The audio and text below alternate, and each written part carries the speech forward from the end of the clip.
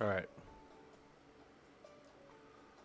Let's get started here. Yeah, speaking of, I didn't even think about Ranger this morning. All right. So, guys, what are we doing here? Besides me disappearing into my streamer banner there. We're going to do some Linux. And the way we do Sundays is Sundays are for labs. So, we'll be doing a lot of labs today. And how is Ranger doing? Hold on. Let's go check on Ranger because he got mentioned. Yeah, that's Ranger on his triple bed that's just kind of becoming an what I guess it would be an amalgamation of beds, something like that. All right. So let's recap a couple of things that we've done before that I think people have really liked, and then we'll kind of continue on with that theme with a bunch of the labs that I have that have already been built. So over here on the right are my notes. I highly recommend if you're going to watch me for more than a couple of minutes, you have some kind of notepad program open. I'm using Notepad++ in dark mode. You can use Logsec, Obsidian. Shoot, you could use VI inside of a Linux terminal if you want. I'm not going to tell you how to do that.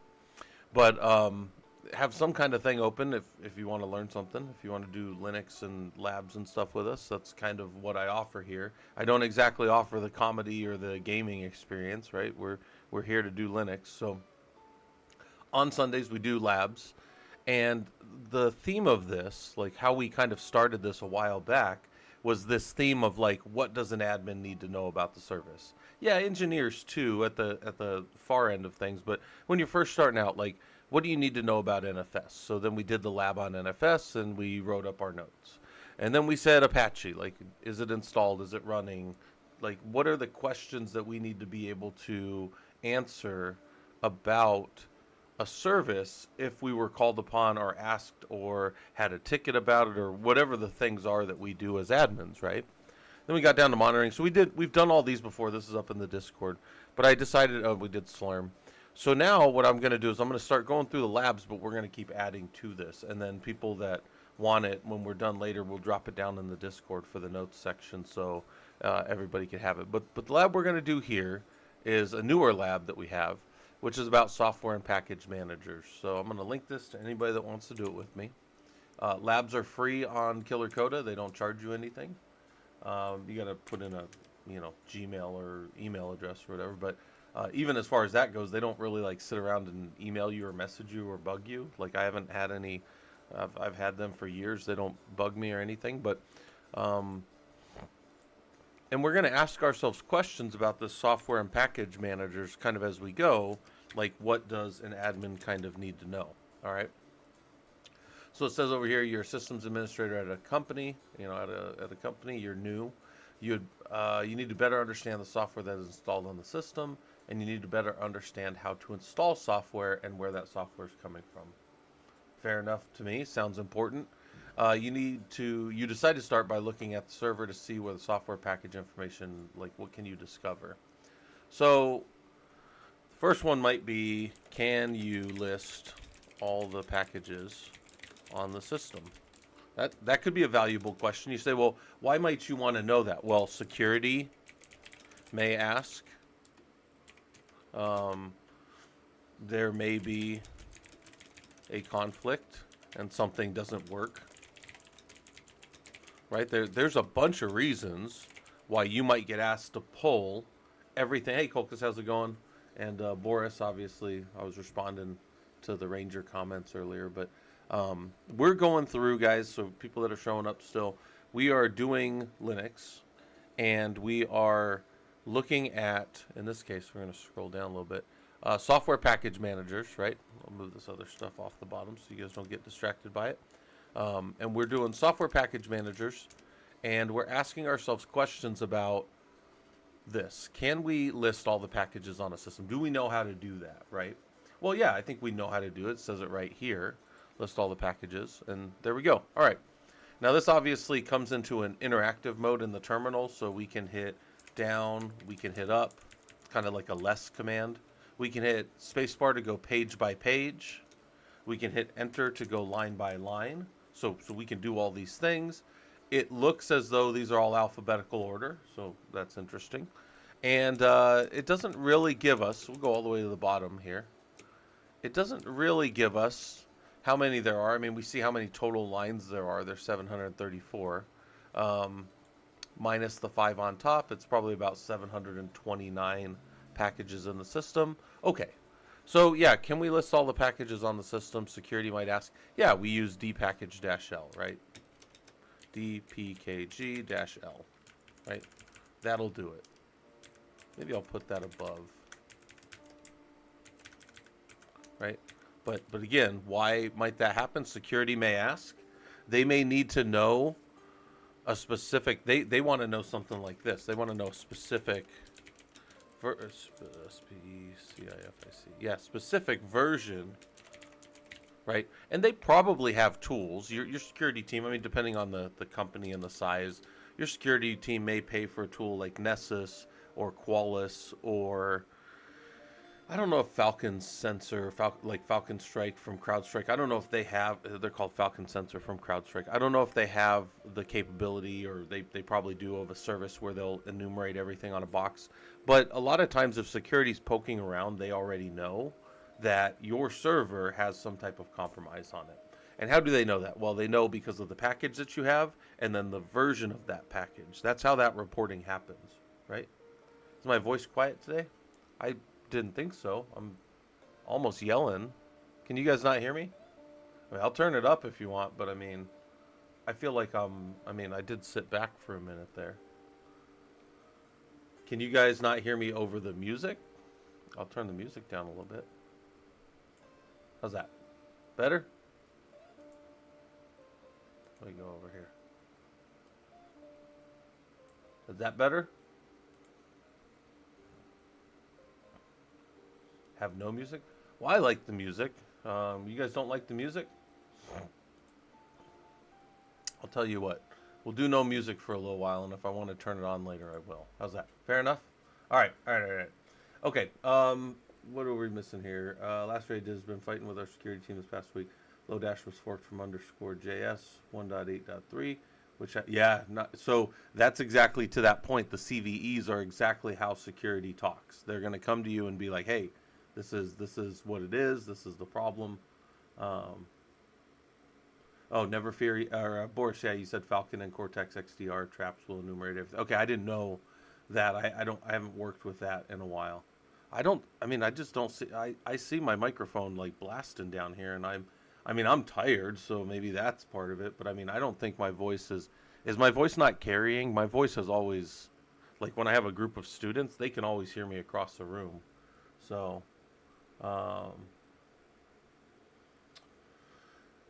Plus 27 said, is there a way to know how much electricity my Raspberry Pi is using without having one of those wall plug devices? I don't know of a way, no. You could go, there's calculations for exactly how much it should be pulling. And because of the chipset, I don't think it's ever going to pull that much more even under load. So you could like make an average if you were really worried about it.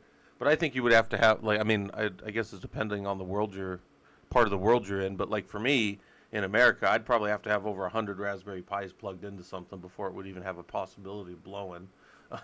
They're pretty low voltage. I guess it depends what else you're pulling on there, but I don't know. Hopefully that makes some stuff for you. Okay, all right. So I'll keep talking. We'll do some labs. I'll turn the music on later. It's not that big a deal. But this one said, can we list all the packages on the system? I think that's an important thing to know how to do, right?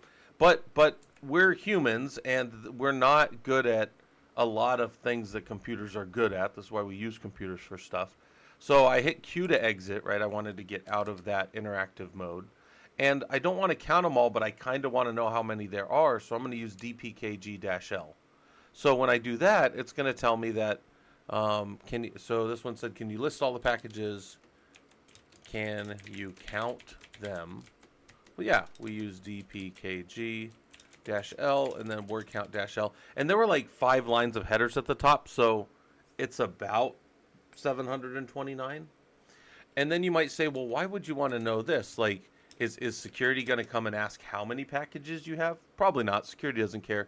But for you, like performance, bloat, right? Like the bloat of the, how much is on there? I don't run 729 packages on most systems. Like my high performance compute systems, If I was to go check them, I'm probably running between 200 and 250 on the high end packages. I run very minimal Linux systems, even in Red Hat, because I don't want stuff to be there, and I constantly pick things out as I improve and build through systems for newer versions for things that we don't need there. You just simply don't need some things. But can you count them? Sure. Performance bloat, as like that's an engineering concept, right? This is what the hell?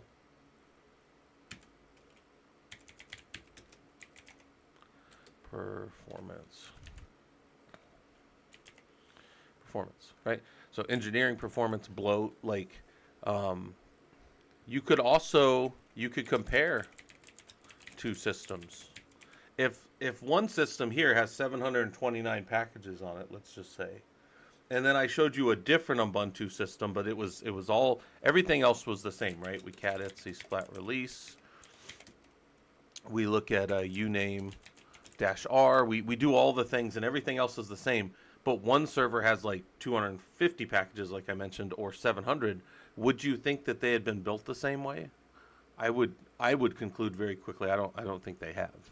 Like, it's very unlikely that these are the two of the same build, if that kind of makes sense. So,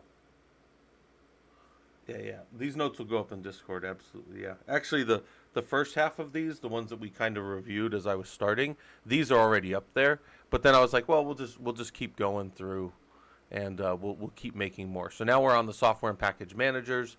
This is the lab for anybody that needs it. Hey, how's it going, Ewo on site? Also, again, this lab is free, like Killercoda. He just passed over 9 million lab kickoffs the other day. It was posted up on LinkedIn. And yeah, they've never charged anybody for anything. I mean, you can pay them if you want up here for longer labs, but nobody's but nobody's ever like that's the most I've ever seen that pushed for, like that little thing popping up there. I've never gotten an email about it. None of that kind of stuff. He runs this as the backend to killer.sh. So, all right. So we're terribly bad again at other things in lists. Even if it's alphabetical order, can you find a specific package or sets of packages? These are things that admins would want to know, and the answer is I should be able to find a very specific package or set of packages.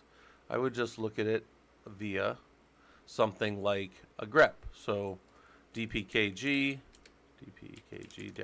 to dump it all, and then grep-i to filter by line, searching for, ignoring the case of SSL. So give me SSL in all upper or lowercase values, right? In all various combinations of upper and lowercase. There's that. I think Killercoda is one of the best things on the web, Boris. Like, as far as like, so I've told you guys this, right? I've been a college professor for 16 years. I know what happens if I go tell a bunch of students, like in a Linux class, to build a bunch of Linux out. For the next few hours, we're just going to be troubleshooting people doing the build. And if I told all of you to show up here today, hey, we're going to do Linux labs, and it's going to be in Ubuntu 2004, 40 people would show up with 30 different versions of Linux. And they would be like, well, is this going to work? And I'd be like, yeah, it's going to work fine, but like some of the commands are going to be different, right? Like some of the, you're over here on Fedora and you're over here on Rocky, which I like Rocky and Fedora, but the package management's different, and we have to know these differences, right?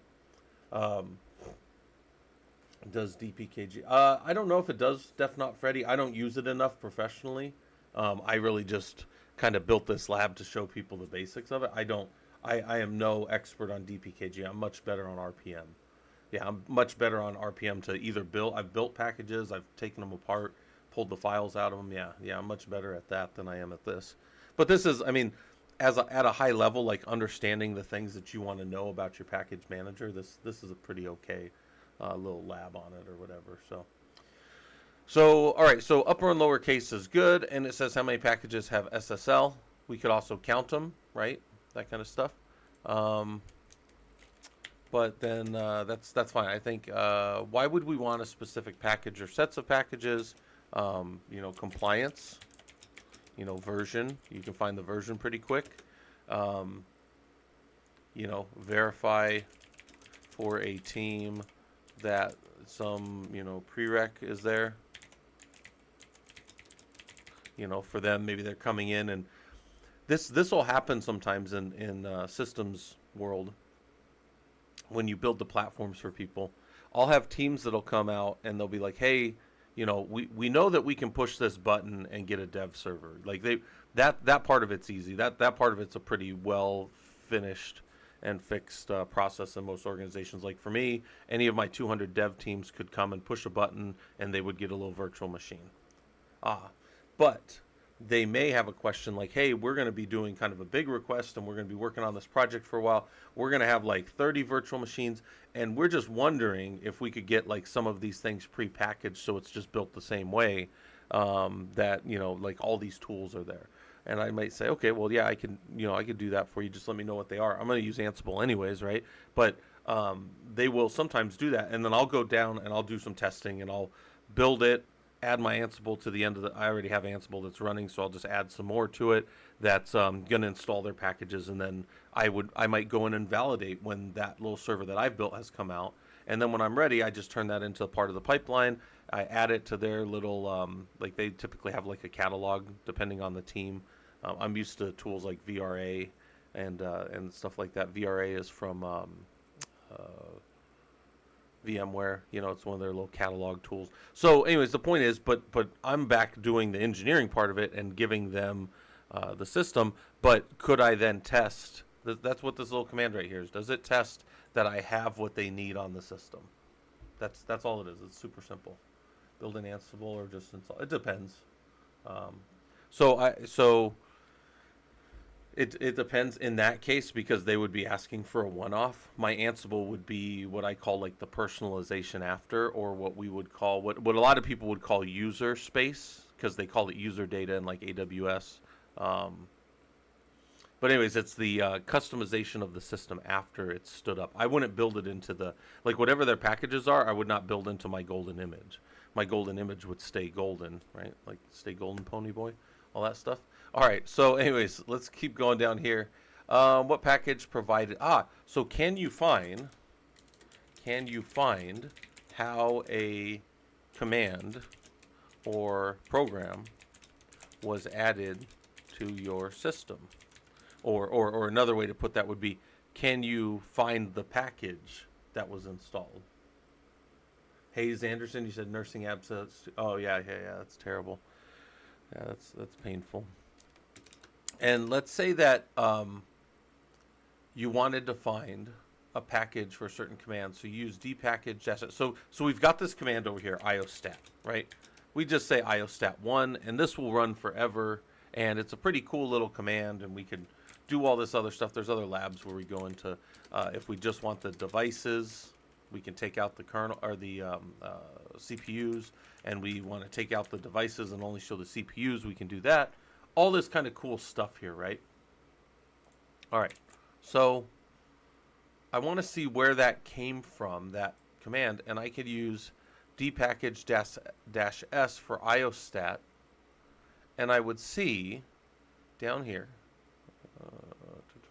user bin iostat comes from the sysstat package. So this one is, dpkg-s iostat. And why might we want to know this?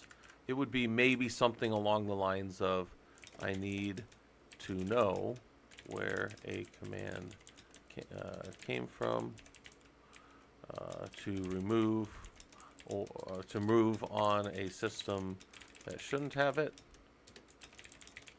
or to add to another system that should have it, right?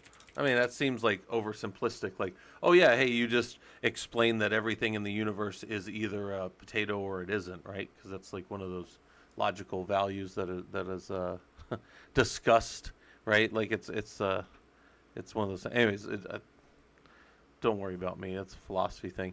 But the command to remove it or to add it somewhere else, those are the two reasons we would want to know any of this stuff, right? So anyway, so maybe dpkg-s shows you all the stuff. Also, it shows you all the other things that might be um, interesting, and where those things came from as well. So if iostat also was provided by like Linux headers, if there was some other iostat tools that you were looking for, this thing would also find them. So, all right. So then I say, yeah, so that's good. And you knew that was provided, but you also want to know. So what if you wanted to know? So what if as an engineer, you wanted to know everything else that sysstat provided? So what if you wanted to know, like, all the... So this is, first the answer to this is dpkg-capital L sysstat. Right now that you found it, dpkg, right? And but the other answer to this, that's kind of the one that comes from the business side of things, is what if there's some offending thing, or this was really big in log4j. If some of you guys dealt with log4j, log4j is a it's underneath Java. It's like this. I guess I don't know if they call them libraries like they do in other languages, but basically like a little plugin, if you want to think of it like that, that extends the functionality of Java. Everybody used it, and it just allowed for logging, right? But the problem was if people could, if you were using it in some application and people could feed that application just bad headers even, it would take that back in the log, and as it was processing it to the log, it would execute this stuff. That's what it was doing, right? If you guys don't know, that's the major, and it got popped like 5 times in a row that month. It was really bad. So we might have needed to like grab that package and everything that had to do with it and get it out of our system. That could have been a kind of nuclear, you're hovering around and you just decide to nuke it from orbit, like Bill Paxton said in Aliens. I always reference that. I don't know if any of you guys have ever seen Aliens, but Bill Paxton was so great in that movie. He had this whiny voice that I probably could do right now because my voice was real scratchy. But he's like, it's fucking game over, man. We should just... We're dead, man. Yeah, if you guys have not seen so Alien is the first movie. There's one alien, and then Aliens is the second movie that has multiple aliens, and it also has space marines, and it's a fantastic movie. But Bill Paxton is just so good as a whiny marine that's basically lost his bearing as they've come up against these monsters that even if you kill them, they just spray acid on you and kill you anyways. Pretty wild. But all right. So let's run this dpackage-s. I loved Aliens. I grew up with that one. All right, so we come over here. Sysstat as a dpackage-capital L sysstat shows us everything that it did. So, maybe you need to completely audit or remove all packages or all files that a package put on your system. I don't know, maybe you got a compliance issue. Maybe you've got a vendor disagreement and now they're like, we'll never, you're not paying us, we'll get all our stuff off your system. I don't know. Who knows why as an engineer you may do things. I tell you guys all the time, when you're doing admin and engineer work in Linux, you have no idea what your day is going to look like. Like, you go in, you used to go physically in the building. Now we just kind of sit from home for the last 5 years. But I don't have any idea what's going to happen to me that day. I'm just like, I'm going to go do a bunch of Linux, and people are going to ask me the most wild questions ever, and I'm just going to try to give them good answers. That's basically what my life is, right, on the Linux side of things. But let's say that I needed to know, like, what was done. So there's a cron.d sysstat. I can go look at that. More cron.d, Control-Shift-V if you're using this in the terminal. And in etc cron.d, sysstat has this definition of how often sysstat is going to run on our system. And it's like, okay, there's some things here that are defined. There's a path that gives us... I'm not going to go too far afield in cron, but cron has a path. And if you try to execute something from cron and it doesn't have the path for it, guess what happens? It doesn't work, right? Your typical cron path is if you cat etc cron tab, it'll tell you right here, here's the path that cron is going to use by default. Now you can modify that if you want, but up here they are defining their own path. It looks like it's actually pretty similar to this one, except it adds this user lib sysstat because there's probably some packages in that directory that we can go look at that help sysstat run whatever. Bill Paxton directed the movie Frailty, really awesome story. Yeah, Bill Paxton's great, man. He was also in another movie. Some of you youngins, I think I was 14 when this movie came out. True Lies, one of the best movies ever made. If you've never heard of True Lies, don't even look anything up about it. Just go watch it. But it's Bill Paxton has a very kind of small but pivotal role in the movie, and he pisses himself in the movie, which is absolutely hilarious. And that's all I can really tell you about it, except you should go watch it if you haven't seen it. That's a great movie. I'll just start adding to the list here of like movies you guys should watch. So you're like, hey, I thought this was like a serious stream where this guy was teaching us stuff, but he made us go watch a bunch of movies. Yeah, there's other movies you need to watch too if you want to keep up with me. One is 13th Warrior. You got to watch that one. You got to watch Princess Bride. Oh, well, I got a whole list. Actually, I should just keep a list in the Discord, and to get in the Discord, it should be like, have you seen these movies? No, come back later. I'm just kidding. I wouldn't do that to you guys, but that is really funny. So we could look for... Oh, so this is a good one. Let's say you had run... So can you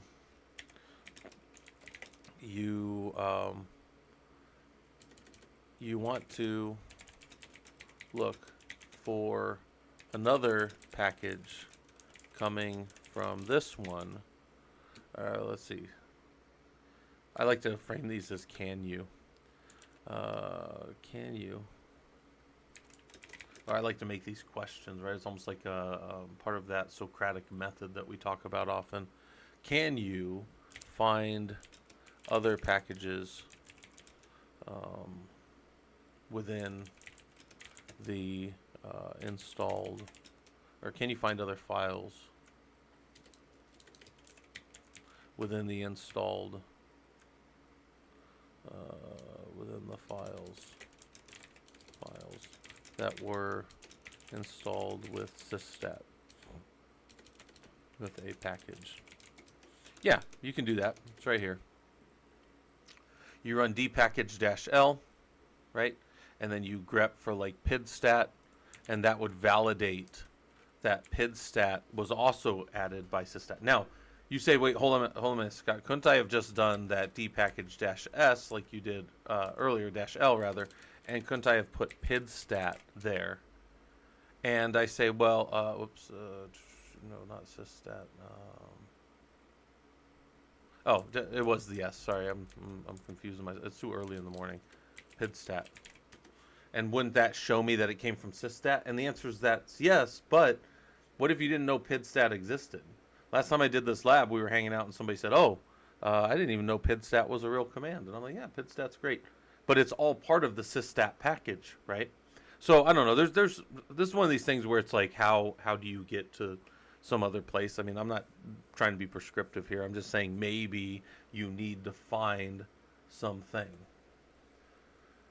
Oh, what? Yeah, I don't know. So, guys, Phoenix doesn't change time zones with everybody else. So it's 8:31 here. I have no idea what time. The rest of you guys are now, right? Because it was spring forward, fall back, something.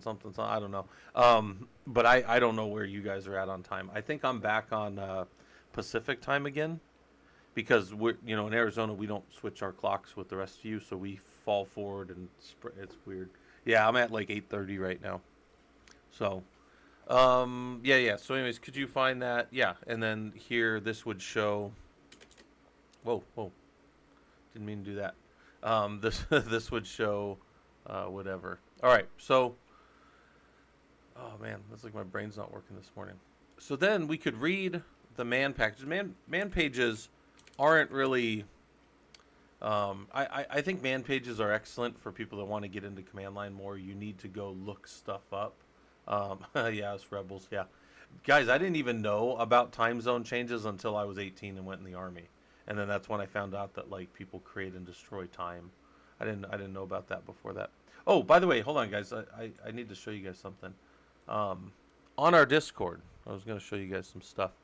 I normally just kind of do this whenever, but we've got events coming up. We've got the writers' room. This is a group of guys who are putting together our book. The book is free. If you guys don't know that, there's a book on the Linux sysadmin course.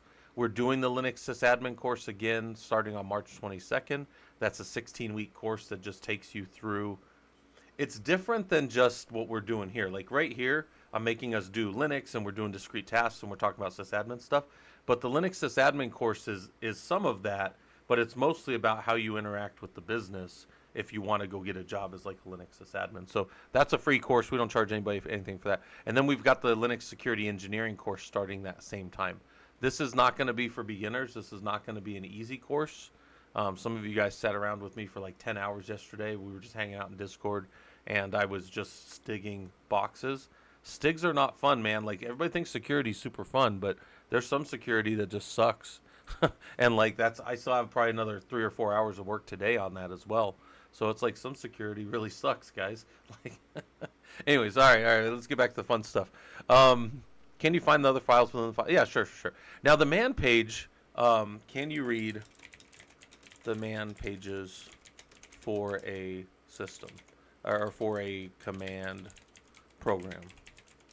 Yeah, we could do that. We should be able to read a man page. So we can read the man for DPKG, and it says it's the package manager for Debian.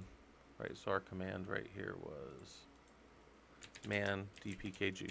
Your man pages are great. They show you more information about something. I'm a big fan of coming in here and, like, you say, okay, I saw this command online that was a DPKG dash capital S, but I want to know what specifically that does. Like, I saw the output of it, but what was Scott doing?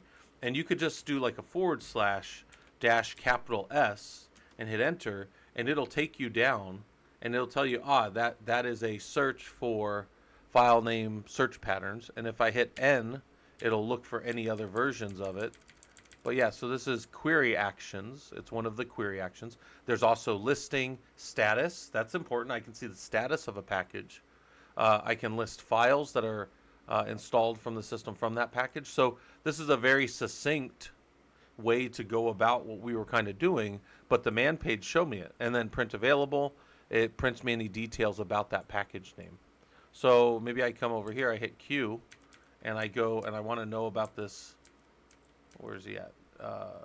Systat, right? And what was that? Was it P? Systat is not available. Right. There we go. Could have sworn that was in the man pages. Right. And this shows us anything else if we were configuring it, if we were triggering it. What else could that P mean? Capital P means to purge, so that's kind of good. Yeah, there's all kinds of stuff. By the way, guys, there's different types of man page. I think we're on man page. This is man page version 1, I think, here that we're looking at. And then there's like a 2 and a 3. So I don't get into, guys, I am not that much of a, if I'm looking at the man page, I want to see a very specific thing that probably is lost in the back part of my brain that I don't remember anymore. If any of you guys know who Hercule Poirot is, he's always talking about my little gray brain cells. Like back here somewhere that's not been thought of for a while, there's most of this stuff, and I just have to refresh it or go look at it or whatever. Can you decode man page? Yeah, there's God, there's some program somebody's always mentioning to me that like unwraps these and makes them. Yeah, one is all the command line tool. Yeah, see, I don't even know all of that stuff. I don't dig in. Most of you guys will find out I only go as deep into most of the stuff as I need to do the stuff that I've had to do.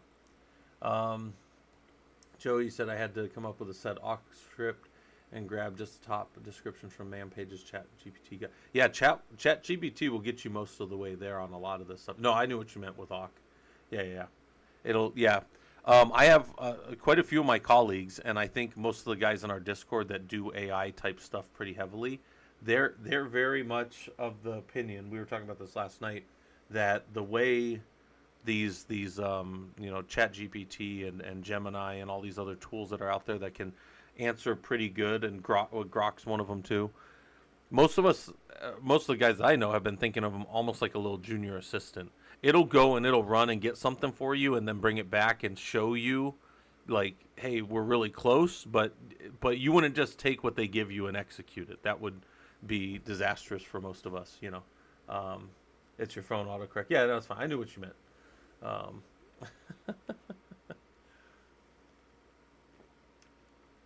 oh, guys, I'm still like shaking off. I'm still like waking up or something. But anyway, so we've done this, and then I say here, can you read through the man pages? Yeah, and then maybe can you tell me when something was installed? Now, this is not to be a trick, but some things will have rolled out of the logs. But sysstat I installed at the beginning of this lab. It was part of the installer in the background that you didn't see. So when we run it, I can say, yeah, if I look for sysstat out of here, I can see that we started to install it about, I don't know, what is that, 33 minutes ago, about. So yeah, we can find that stuff out. Maybe sysstats our example. var log dpkg.log. Now, if you're on, I sometimes like to show you guys this, even though we're not doing like a Red Hat type lab, but for people that are hanging around and doing that other stuff with us, sometimes, did I fix that? Yeah, one of you guys made me change this yesterday in Etsy services. All right, nobody made me do it, but let me just go real quick to one of our nodes. So, hold on. If I could get my system to work. All right, there we go. Hold on. So, let's go like Hammer 2. I don't think anybody's been on Hammer 2. So, if I go to this node real quick, and I wanted to know when something was installed, you've got yum history, which is pretty nice for, hey, here's all the things that have happened. Good morning. Yeah, Justin. Blue hat today? No, do I have, no blue hat. Yeah, we are, yeah, but anyways, this is how this shows it right here.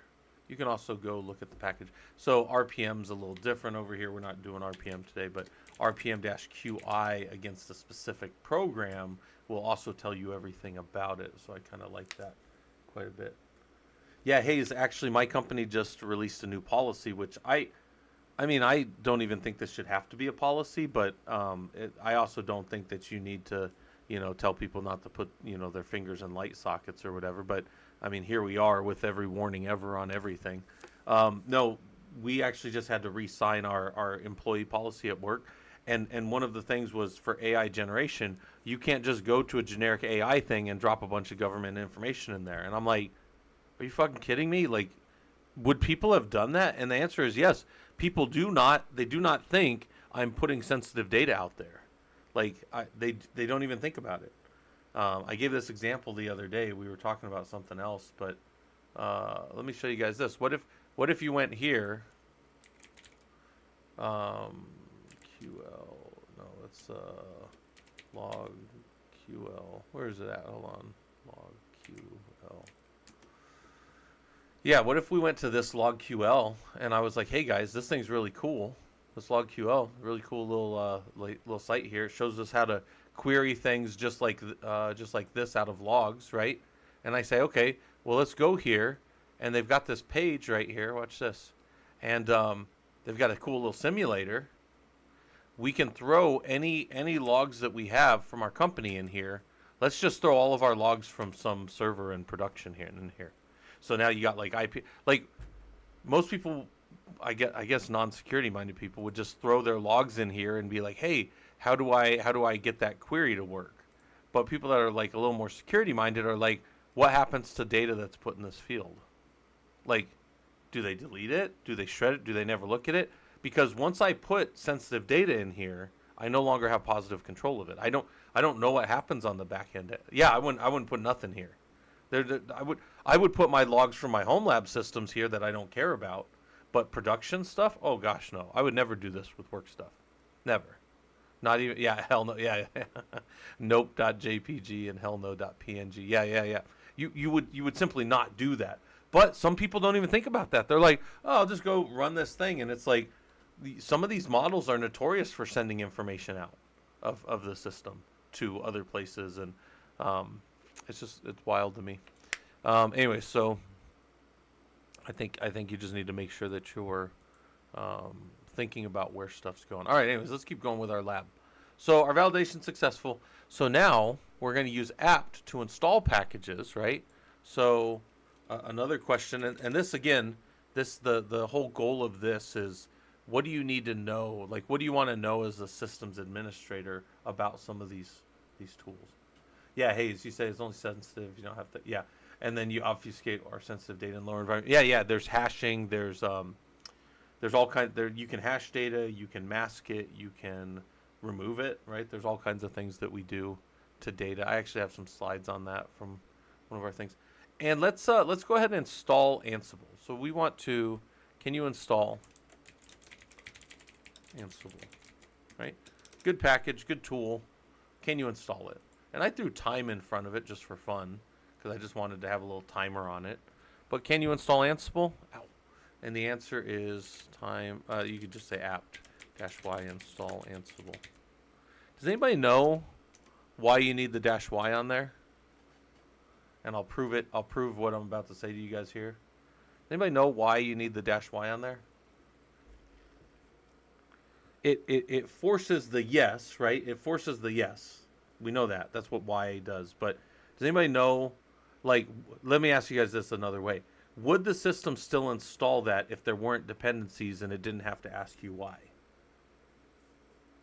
This is an interesting one. It's so you aren't prompted. Yes, yes. But hold on. There's actually a package I know of that has no dependencies. And the question, just I want you guys to think about this. You may have never even seen it. I had never seen it before a few months ago when we were doing this. Did you guys know that without any dependencies, it'll just install? So watch this. There's a tool, apt install Calce. I hate Calce. Don't get me wrong. I hate it. But it won't even ask you. I don't have a -y in there. It's going to install because there's no dependencies needed, so it didn't have to prompt you for a yes. You only have to answer, the -y only needs to be there if you're going to be prompted. Yeah, it responds to a prompt of yes or no with yes, right? But if you didn't know that, it can go there. Ahmed, you said, how do you usually deploy Linux VM at an enterprise level if you can share the experience or technology? Yeah, well, I can tell you how I do it, but it's not, I mean, I don't have an example of it because I'm not in an enterprise right now. But normally what I do, if there's a Linux VM, you got some kind of ESXi, which is your, VMware clusters. Typically, I'll have like a golden image, a VMDK file that I've prepared before. But if not, I could just build one. Building takes a little bit of time unless you have it all automated with a Kickstart file. So you'll build one, you'll set it off to the side. When you want to deploy, you'll use a tool like VRO, vRealize Orchestrator. And VRO can go and move a bunch of that stuff around. You can also just right-click and deploy, but that's only going to be one server at a time. We need to use something like an orchestrator or something like that to maintain all of that stuff for us. So VRO works. You can also use Terraform against a lot of that. But I use VRO professionally a lot because it just works. Surprisingly, too, by the way, some people talking about VMs, you might be surprised to know that I almost exclusively work with physical machines right now, but we use containers to deploy those virtual machines through a tool, or those physical machines through a tool called Werewolf, right? So some of you guys have been around for a lot of that stuff. So, all right, anyways. Yeah, so where were we at? Can you install Ansible? And why might you do that? Maybe a service request, service ticket from users in dev, right? Could you, maybe in a test environment, you want to see install and dependencies. Something like that, right? You want to see install and dependencies. Maybe you want to see how long the install takes.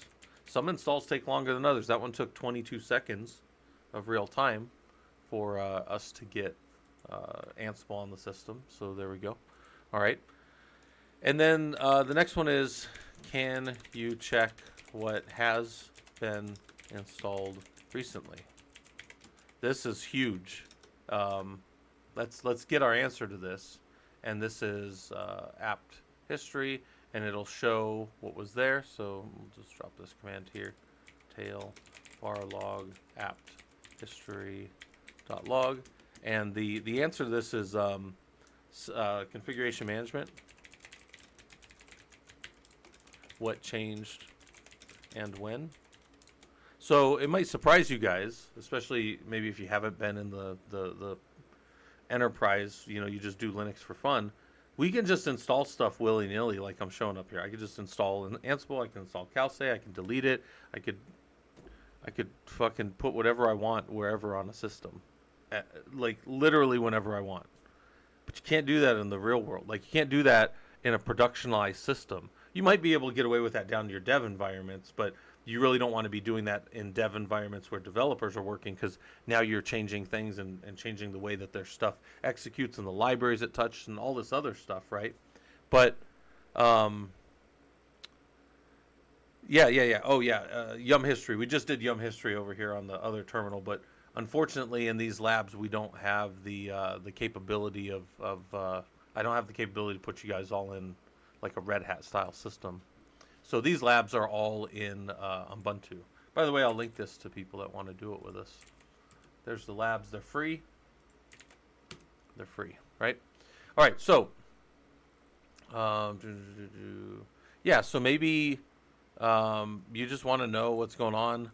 Maybe you need to know, this one's big, know what some other admin did. I can't tell you guys how many times over the years I've been called out in the middle of the night to work on some system, and they're like, hey, this system's still busted from earlier, and I'm like, oh shit. And they're like, the ticket got closed, but the problem still persists, and it's like midnight, like it's late in the night, and you're the on-call. But then you go look at the ticket, and it was maybe some slacker on your team that doesn't do very good work, and they didn't put any notes in there, so now you've got to go kind of like forensically figure out what the heck's going on in the system, and that's it's a nightmare, right? It really is one of the worst things. But that's something that you might want to know. Like, hey, this admin, why did the server sitting here? He removed Ansible and he added a new version of Ansible. Why? Or he removed JavaScript and he added a new version of JavaScript. Why? Like, what was the purpose? And then you may never get that why. You may not even find that out until Monday morning. Who knows? Maybe he quits. But the point is, like, you've got to fix it, right? It's on you, whatever the problem is. I tell people it doesn't matter like who made the problem when you're trying to get the problem resolved, right? Like, in fact, most of us think of that as an incident. In the ITIL sense, it's an incident. We got to get the new tire back on the vehicle and get the vehicle back going down the road, right? Oh, and then I did a little bit here with, can you tell me like what the cache size is? So in this case, so maybe can you check? This is less important, the cache size, and clear it. And then there's some commands for that here. So you might, in a Ubuntu system, you might do something like this, right? But why might you clear it? And by the way, that what I'm about to tell you was still happening about not even 10 years ago, maybe a few years ago in a system that I was working in. I'd say maybe even like, let's say it was problem still about 5 years ago. But you do like a df-h on a server, and you see how much space you have right here. And sometimes you've got other partitioned shares out there, like var cache. So you cd to var cache, right? And then you do a df-h dot to see where it's at, and it's on this home directory. And then you do a du-sh, or not home directory, root, du-sh dot, and you see that it's 92 megs.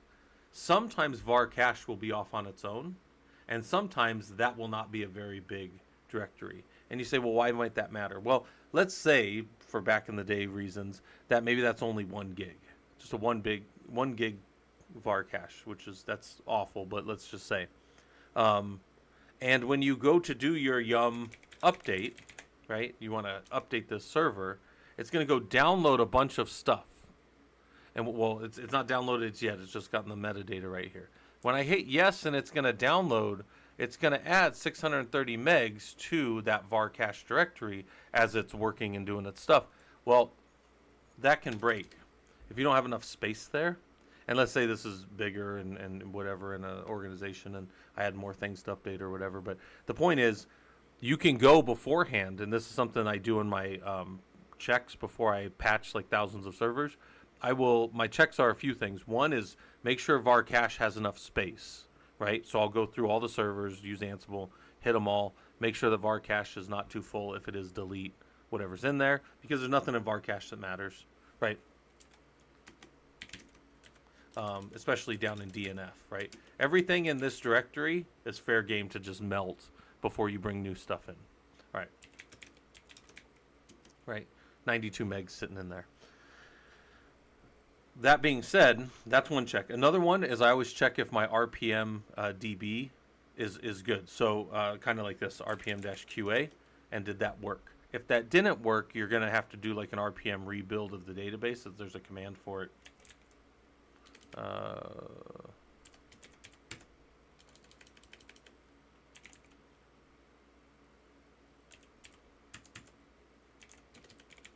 That's like this, I think. Whoops.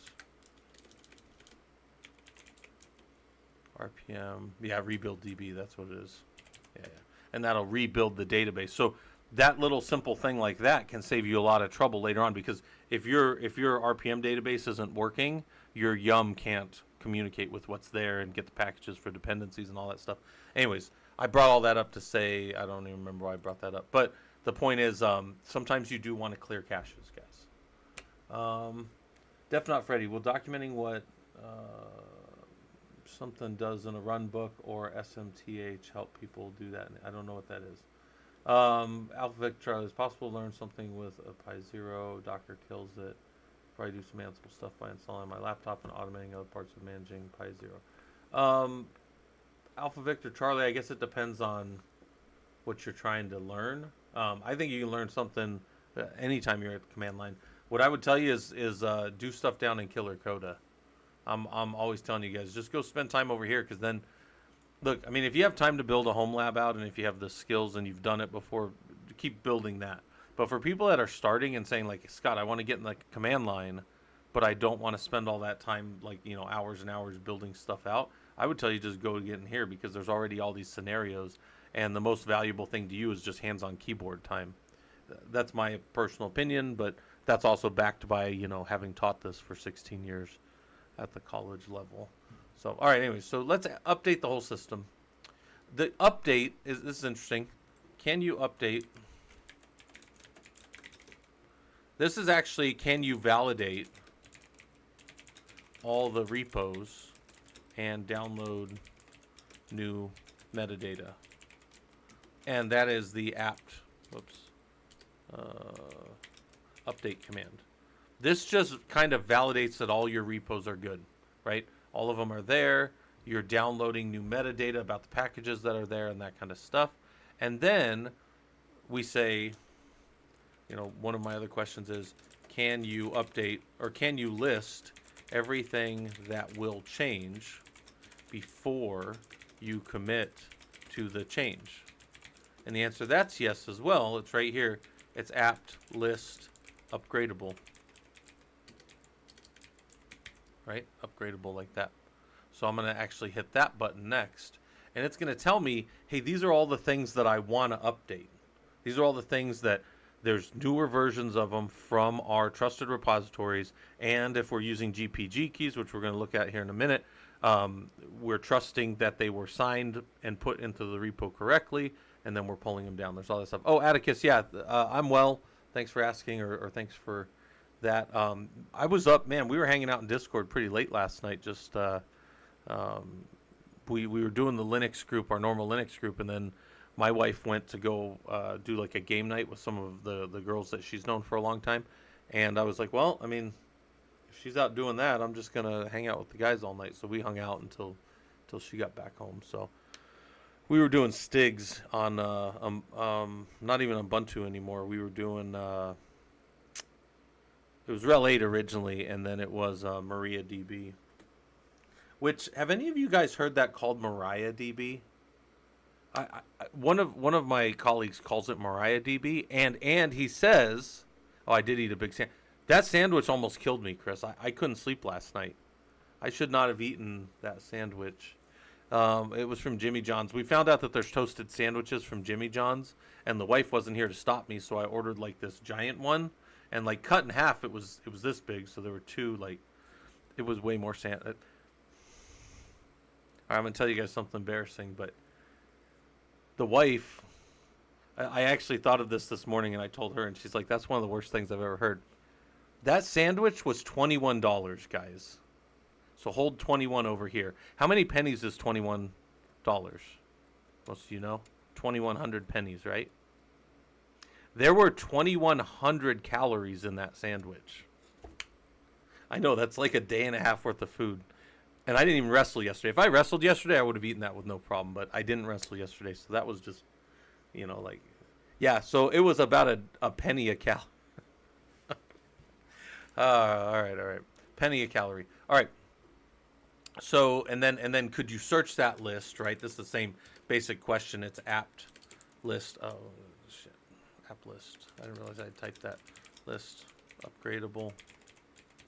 And then grep-i for like SSL. I want to make sure that the SSL package is gonna be, so security asks you to verify if next week during the patching you're going to have the SSL packages updated so we can close out some security concern, right? Now, I tell you guys all the time, we're the Linux engineers, we're the platform engineers, but we're like the security team doesn't have root on our systems most of the time. They absolutely should not, by the way. So now they're just pestering us to fix stuff. So there's two ways to fix that pestering. One is give them root, which I would not advise. And two is instead of like thinking of them as just like a buzzing annoyance, get ahead of what they're doing and figure out how to better, do your engineering and do your sysadmin work where you're like, all right, I understand what they want. I'll just give it to them. When I get done patching, I'll just send them over a note. Like I'll even put them on the chain. Like if you're using ServiceNow, you can like tag all the people in the change. I'll tag them on the change, and I'll just have a task that's like due the next day, like maybe after the patching weekend, maybe that Monday, for them to just go validate whatever the thing is that they were going to ask me about anyways. Because you might say, Scott, that sounds like more work for yourself. I hate being bothered more than I dislike more work. You say, what do you mean by that? Well, because I can have all my stuff going and automated and doing all my stuff and be watching Netflix while I'm working, right? However, I know Netflix is my example, but it could be Crunchyroll, it could be whatever. The point is, I don't want to be like on a Monday morning, you do your stand-up meetings and stuff, 8, 9 o'clock rolls around, and you got like a little bit of time before you've got to do anything else, and you're just kind of maybe checking your environment and doing your builds or doing whatever, and you're just watching stuff and messing around. You don't want those Teams messages and Slack messages dinging where people are asking you stuff that you already knew they were going to ask you, and you could pretty much, actually, you could just set that up and automate it where it just puts it again right into ServiceNow, and it'll just go tell them, hey, go check that concern. It's good. I do that all the time, and then I don't have to get bothered when I'm in chill mode, which I try to stay in chill mode pretty much all the time, right? So I don't want anything that rocks the boat. I just want the boat to float along, right? And you say, but you made yourself more work back there. Yeah, but it was on my terms. It was when I knew that the work had to get done. But then later when I'm chill, Scott, I just want to be chilling, right? So, all right. I'm done. We only got 5 more minutes of this lab because it's gonna kick us out. But so then we'll upgrade the system, and that'll be good. Yeah, right. Like I'm a big fan of chill engineering, right? We have our, where's it at? Hold on, I've got it here somewhere. Let's go to our, hold on. We're streaming for money. No, not that one. Where is he at? Is it this guy? Yeah, this little thing. Here, I'll pull this up for a second. The little Cool Isle Gaming, us all just chilling, basically just shouting one of us as we get more engineering or more engineers in there. That's kind of my thoughts on, that's a fun, I like that one, the little penguins in the data center in the cold aisle. So log in BTOP and yeah. All right, what am I missing? I'm missing a lot of chat. I'm sorry, guys.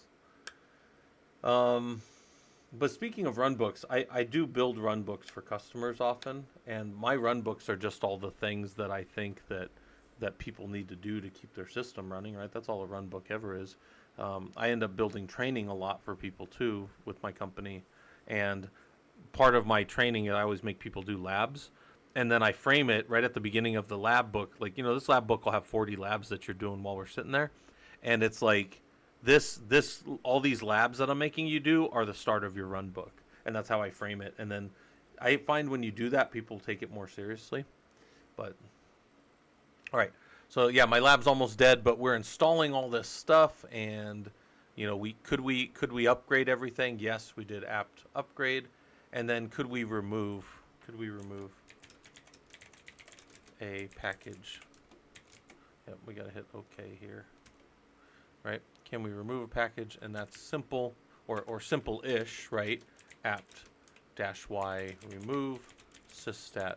Now the -y is just to squash any questions, right? It suppresses questions because it just answers yes, right?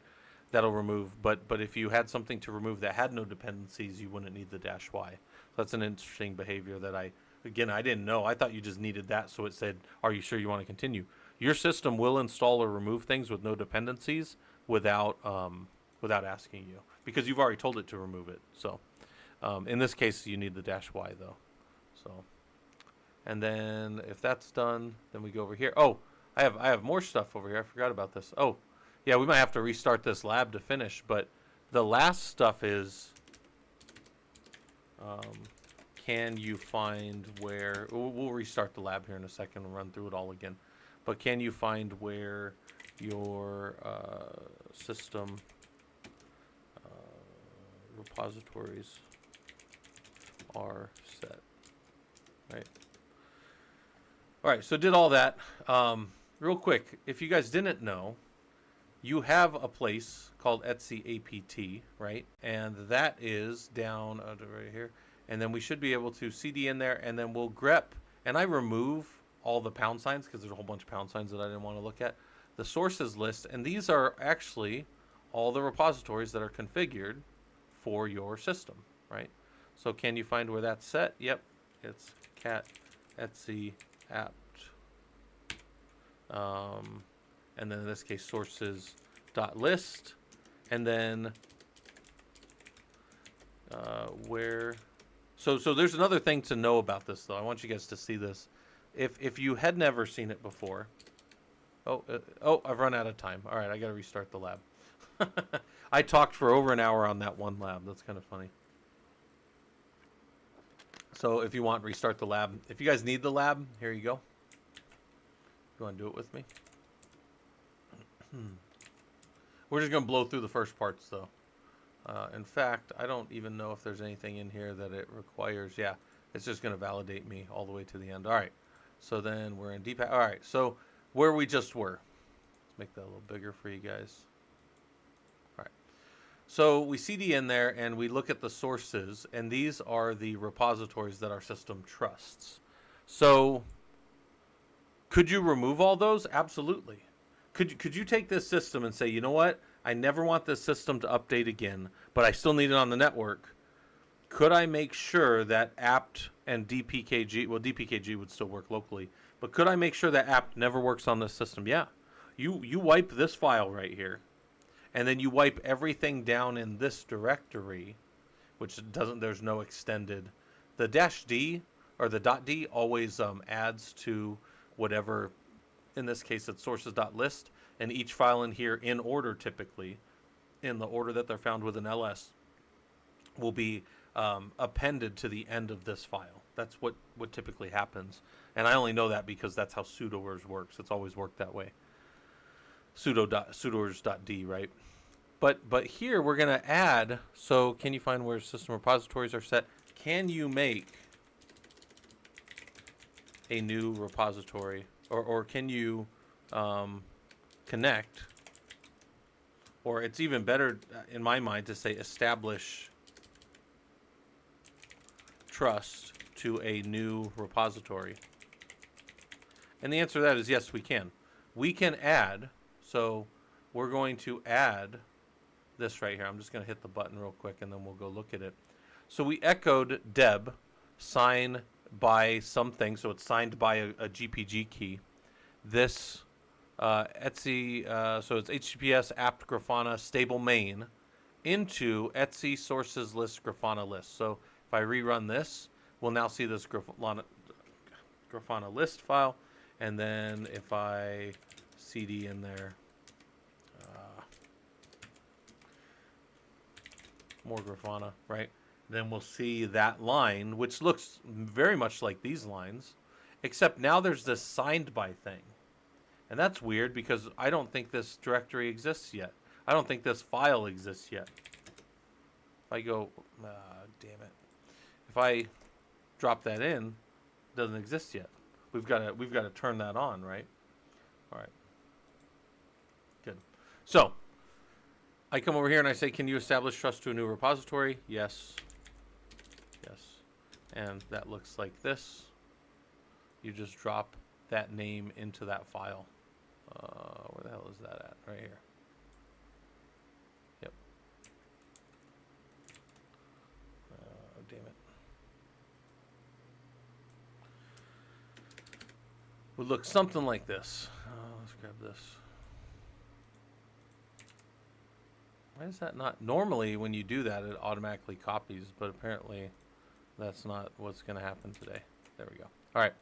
And then you guys see this command. Oh, I hate that. Why do we have a sudo?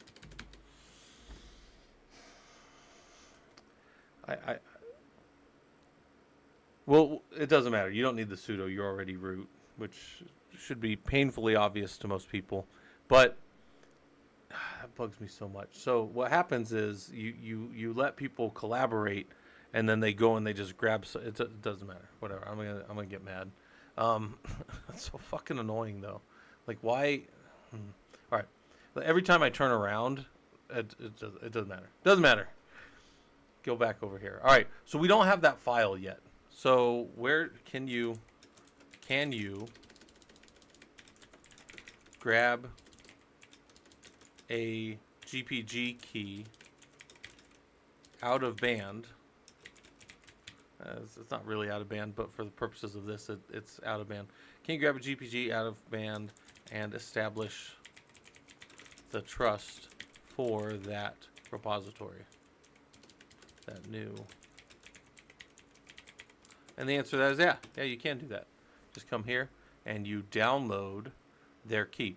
And when I say it's out of band, what I mean is it is not being it's like you come to somebody's house and you say, hey, can I get your Wi-Fi password? And we do what's called a pre-shared key.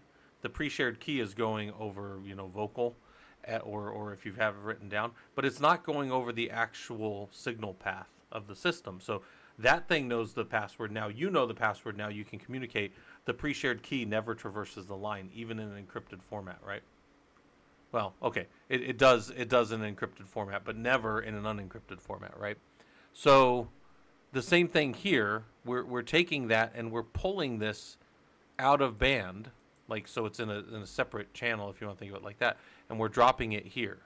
So now when we go to do anything against this repository, it's going to say, hey, check that file that you're downloading against that key, and you pulled that key from Grafana separately, right? So it's a pre-shared key, right? That's what we're doing. And then now I can just search in there, and we'll do an apt update. And the apt update, we now see Grafana has been added. So can you prove the system is trusting the Grafana, in this case, repository? Yeah, we can do that. We just do an apt update, and apt update will go ahead and give us the output that now we're looking at that for metadata. So then I say, well, let's just go search for Promtail then. Does Promtail exist? Yes. Can you search through the metadata of that repository? Yeah. We search for Promtail. That only exists in that, where's that right here? In that Grafana repository right here. Here's the apt source for it. So, 19. can you search and verify where a package will be downloaded from? Yeah, that's just a simple set of commands like this. You apt search promtail, and then apt show promtail. And if you did that, you would then see this information.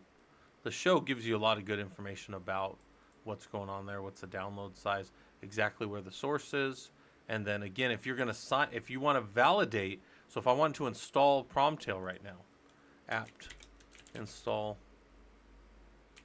promtail, I could do it, and my system, because it should say right in here, well, let's see if it does it. Oh, by the way, there were no dependencies, so it just installed, right? We should see it did the get against it. Does it show? I don't see in here. Yeah, that's fine. In there, it did the GPG check against it. And you say, can you prove that, Scott? Well, we could delete the GPG key and then try to run that, and it would break, right? And we've done that in other labs, but yeah, I think that's a pretty good. I mean, that's a pretty good rundown. That's 19 questions here. That's a lot around the system. And it says, look at you learning Linux. You use apt and dpkg to inspect current software on the system. You then added and removed software from predefined repositories. You then added and trusted a third-party repository to inspect software that you could add to your system from a third party. So you did all those things. If you did the lab with me, you did all those things. If you just watched me, you got a bunch of questions there. So that was that whole lab, software and package managers. And then I said, these are the things over here on my notes, right? And I think, again, I think people should keep notes. Like if you want to remember things, it's good to have them.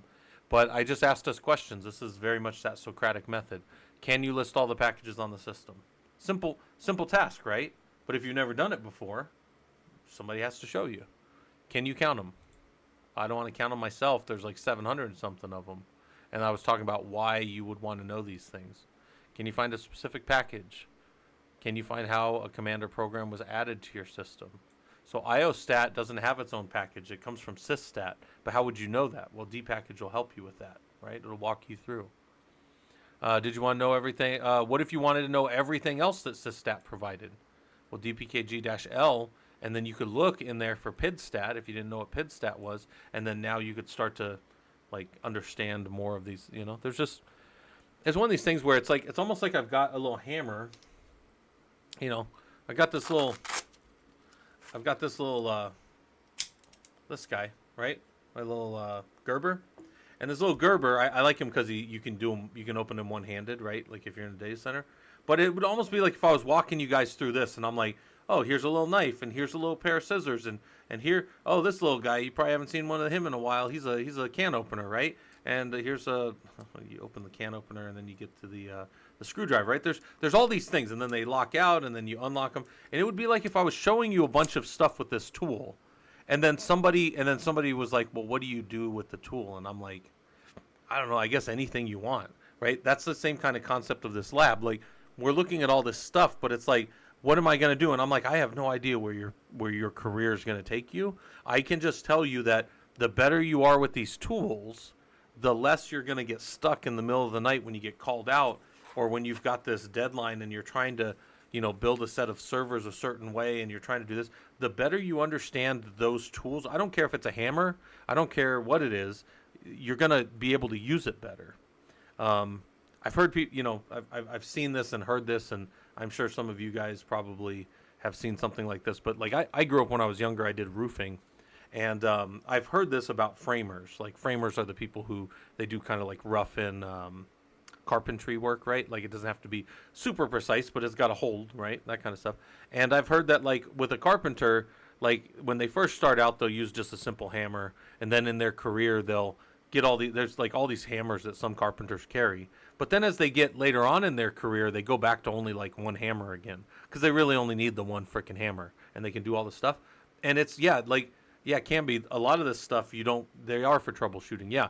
But it's one of these things where like, I'm not saying you need less of these tools. I'm just saying the more you know the tool, the better it's going to help you, I think. Anyways, so that's not a perfect example of whatever. But all right, let's go to another lab. So this next one is going to be one. By the way, these notes will be in the Discord after this. So if anybody wants these in the Discord.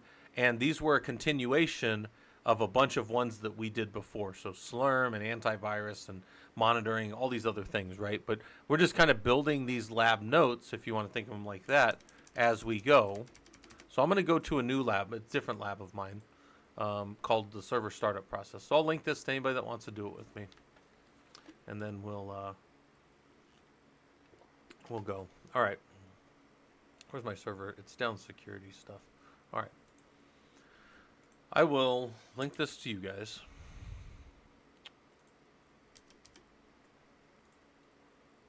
Anybody that wants to do it with me. Boom. Lab. Boom. Alpha Victor said, man, I wish I had teachers like you back in 2012, 2016. You're good. Yeah, I've been doing this a long time, man. I've been a college professor since 2008. So, all right, let's make this a little bigger so we can see it. Well, you guys can see it. And let's just walk through the lab and ask ourselves questions over here as we go, right? Like what are the things we want to know about the system? Yeah, Rizushi, tutor for Uni. Yeah, I don't know that I'd be a good tutor because I don't know. I see a lot of my dad in me, but I am very demanding.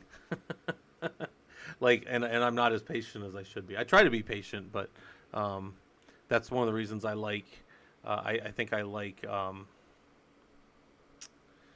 I guess if you want to think of it as just lecturing, because lecturing, you get less questions during the lecture. But I mean, obviously, I'm around to help in other times and stuff like that. I'm saying, but it's like I'm much better at the brain dumping. I can help with stuff, but I've had college students over the years tell me, you just move so fast and you just go, and I'm like, I told you to raise your hand, and they're like, I didn't know when to raise my hand, and I'm like, that's pretty funny. Like I'm going so fast, people don't even raise their hand. No, I just tell people to interrupt me, especially in class and stuff, but nobody ever does. So, all right, let's do it. Let's do the lab. You're a new administrator at a company. You've been tasked with the process of building new servers. This happens. You would like to gather information about the current systems and see how they started up and what their current, what's running on them. You find yourself at a command prompt, right? And you need to find out how the system started, what processes were running, how they were started, and what ports are exposed. Now, you might say to me, Scott, is it going to be, am I going to go to a company? You're always scaring us with this, nobody ever documented anything. I'm not going to tell you that nobody ever documents stuff, but you might just want to be ready for that, because it's very possible that you come in and the guy left in a huff, or he got fired for some other unrelated thing, and all of his notes are not in your media wiki or document repository of choice for your company, and now you have to go and kind of you got to go build this back up, right? You've got to go figure this stuff out. So, all right. So if you guys want to do the lab with me, it's there. It's in the chat. We're going to do some server startup process. And the first thing we're going to ask ourselves is what version of the current... Oh, by the way, so to continue with the scenario, maybe you're building the next version, like you're going from RHEL 8 to RHEL 9, or you're coming from SUSE, and then you're moving... So SUSE is SLES, which is SUSE Linux Enterprise Server. And maybe you're moving up to Ubuntu on a project, or you're going to Rocky 9. And it doesn't always matter what was done before, but sometimes you want to keep the environments familiar, or some of the software stack you want to keep similar, so you want to just see how things were set up. That's kind of what this lab is. And again, it's assuming that you don't really have a lot of knowledge of how this server was built. You're simply at a command prompt. You were dropped in like a little paratrooper, and all you had is your little knife. That would be terrible, right? But what kernel version and startup parameters were used, and then what hardware, what's going on with this system, so that then I can start my documentation and start to build a new version of whatever, right? So our first things, you guys are always going to see me start with these two. Can you show the version and can you show the version of the server? Yeah, this is super important. Cat Etsy Splat release will find all the different release files. There's a bunch of different release files that it could be, and this is just a good catch-all for all of them. And if you were like, oh, well, let's go to the next question real quick. We'll get back to that. Can you show the kernel version? Yeah. Uname -A or uname -R for just the version, and then there's a bunch of other stuff. Real quick, if you wanted to know on this one what are all the files, you just change it to ls-l. And then now you can see it actually found these two files. This one's actually a link over to userlib os release, and that's where those files are. But I use this as a catch-all against Ubuntu, Red Hat, SLES, I think Debian even. I don't think I can't say I've done it on Debian recently. But this will catch on almost any modern Linux system the stuff you want to know, right? Alpha Victor Charlie, can you tell me how you document the changes to a system? Do you paste every command that you entered into a media?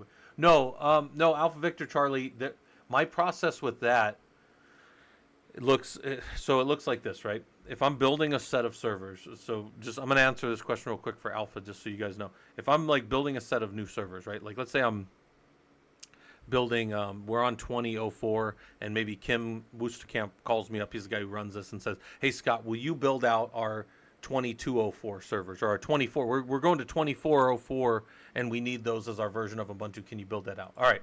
Well, first off, they use KubeVirt, so I'm going to be doing some virtualization stuff, but let's just strip that all away, and let's just say I know my process to get to a running system. This is what I tend to do, right? I build it by hand the first time. Now, some of you might be like, Scott, that's really weird. You got all these automation tools.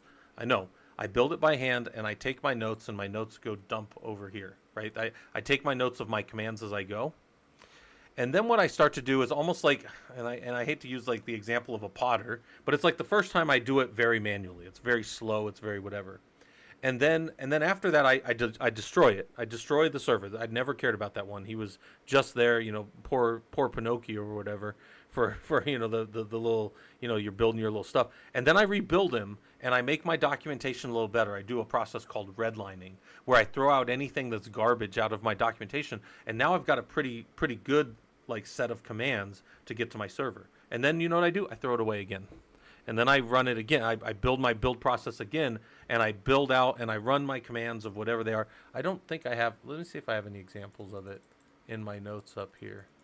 I don't think I have any examples of it in my notes, but I'll find it and put it in the Discord if you guys want it. No, do I have? No, I don't have any that aren't like ones that I've done for people. I can't show you stuff that like is my professional stuff, obviously, because I contract through, my company contracts through, so I'm contracted to a contractor, right? Anyways, where I'm going with that is then when I get it clean and I know my process works, that's when I start automating.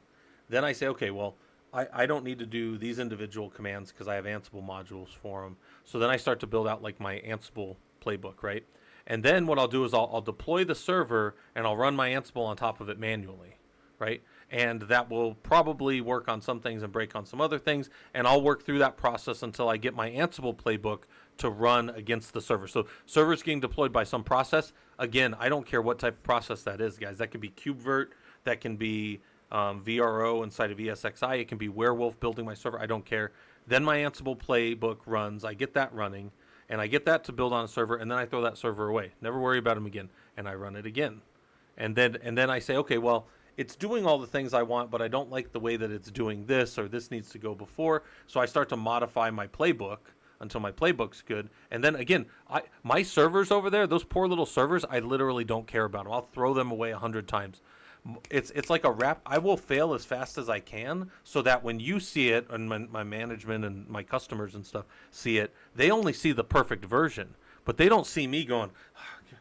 Like I tell you guys all the time, if you watched me throughout the day, you would think I was a fucking madman. You'd be like, I don't know how this guy gets anything done. If any of you guys watched us do the Stigs last night, I was on here stigging with some of you guys for like 8 hours.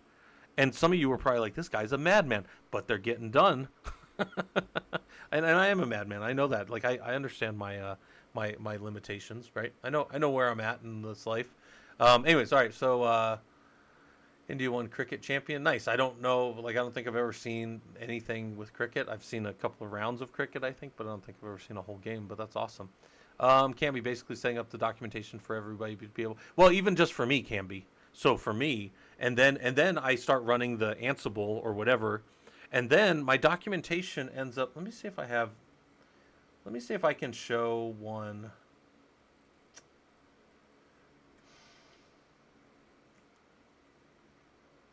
Let me see if I can pull up one real quick. Hold on.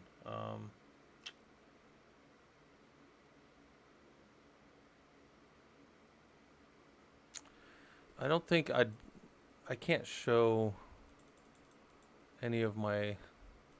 I was trying to think of one that would be benign enough to show you guys like where I've done that. But so some of you guys have seen me do this in the home lab. Some of you guys have watched me do it in here, where I build up all of these systems. Actually, maybe I should show. Where did I do that yesterday? I don't remember where I did it.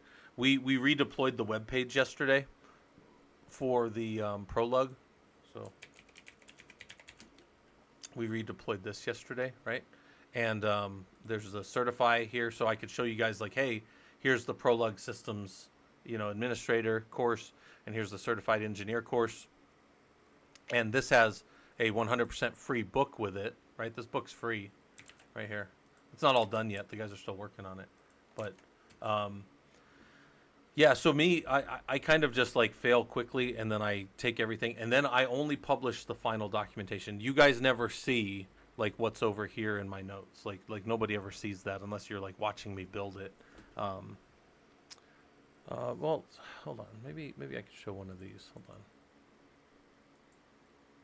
So this one, so this is an example. This was a switch that I had to switch over to like a different VLAN, and I grabbed everything off. Well, this is just a switch config drop, so it's not exactly the same thing, but it's yeah, I just grab it all in there, and then if I can just use it like that. Anyways, I don't know.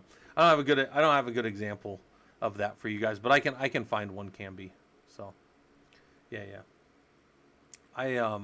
I got invited to play cricket some when I was just out of college, but I never went and played with those guys. I got invited because there's a college out here in Phoenix that was called Thunderbird School of Management, and it had people from all over like planet Earth that used to go there. And they closed down though. I think it's like Arizona Christian University now or something like that. But it used to be Thunderbird. Anyways, they used to play cricket there, and you could like when you drive by, you'd see them playing cricket in the fields. But I never got into it. So all right. Anyways, yeah. So but Alpha Victor Charlie, real quick, when I do notes, my first notes are always just raw. You'll see me just pull and dump things over into my notes. Then I come back through and I clean them up and I make them a little smoother. And I don't really want, again, I don't want anybody to ever see those notes. And then it becomes like kind of a finished, polished project. And then from there, I build kind of like a little run book. Like, how do you run my stuff? How do you reference where it is? But for the most part, I don't show, like if it's like a bridge team or like an admin team or some other team that's going to run my playbooks in like Tower or something, I don't show them the engineering side. Like I don't show them the back end of it. I just show them how to run it. My team, I do have documentation and show them how to fix it and stuff and what it's doing. But there's kind of a certain amount of like, in engineering, there's a certain amount of, I have to just be able to point you at stuff and have you read it. And it like otherwise I don't think that like I'd be like, just go over there with those admins over there. Like I can't, you know what I'm saying? Like I can't walk somebody through 200 lines of a playbook or something like that. They have to be able to do some of that themselves. So anyways, all right, where was I at? I don't even know what I'm doing anymore. We're in the lab.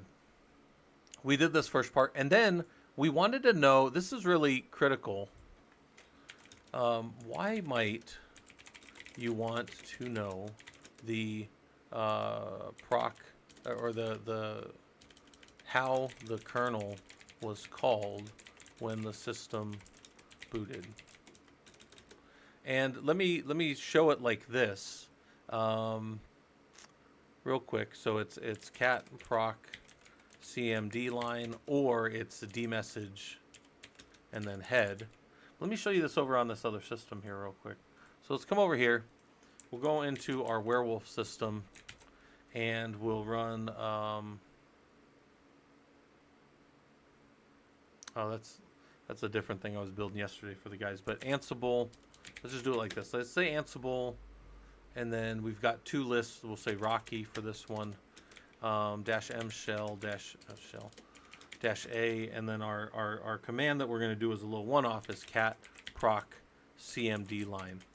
Now you're going to notice something about werewolf nodes. They're not all the same command line. Look at that. It's unique to the machines, right?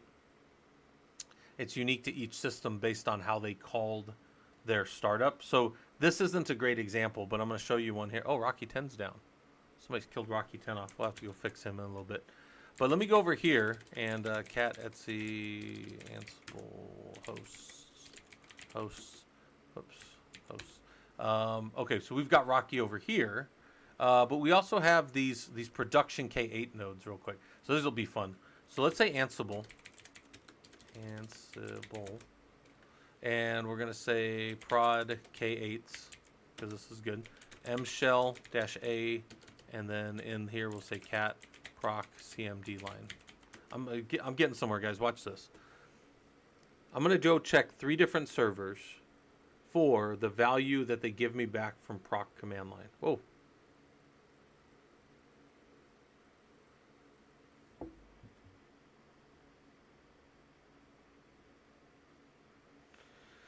That's interesting.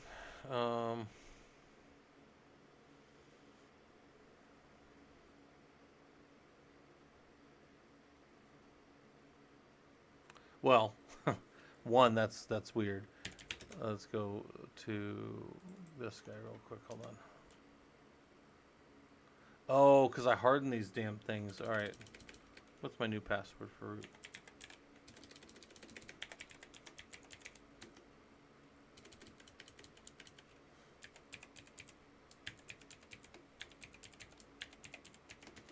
All right. Well, of course the passwords don't match. All right. Let's get in there again. Hold on.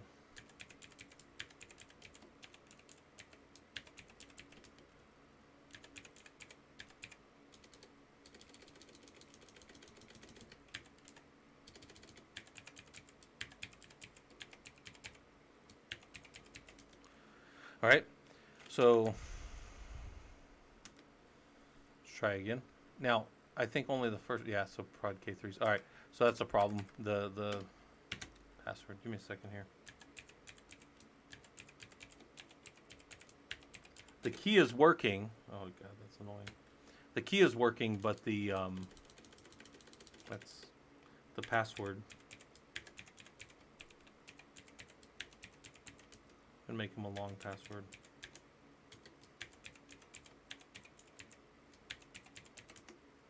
All right, so now I'm gonna rerun this real quick for you guys.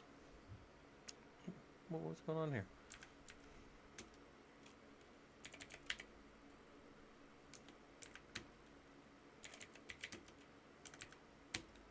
Hold on.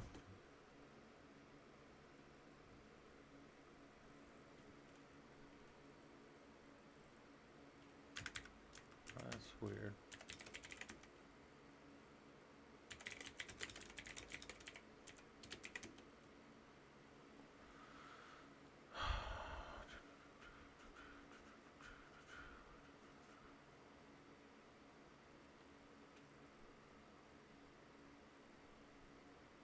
Plenty of other temp FS.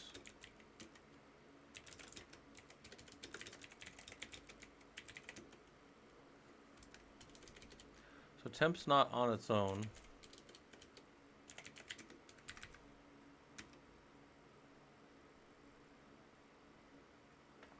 Oh, you know what? Hold on. There's one other thing that could be happening. Nope, nothing's out of space.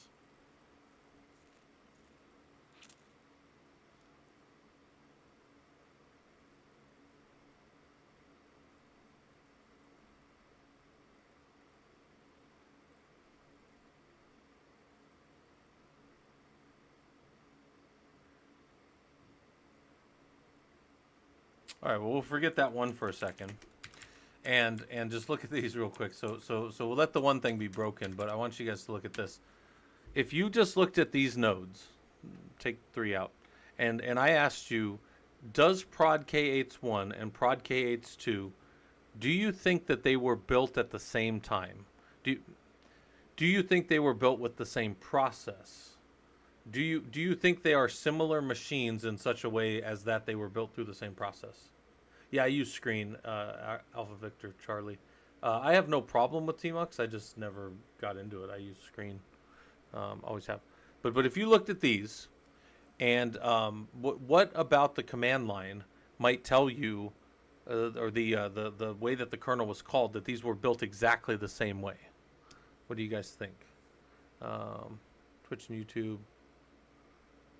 Yeah. Twitch buffers a bit. Yeah, that's probably true.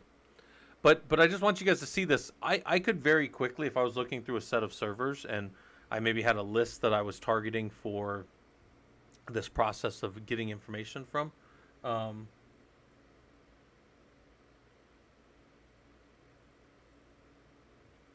on. Something's going on. Anyways, I could reasonably say, yeah, these look like they were built exactly the same way. They've got the same exact kernel command line calls and everything. So, a few people have sat me down and been like, here's how Tmux works.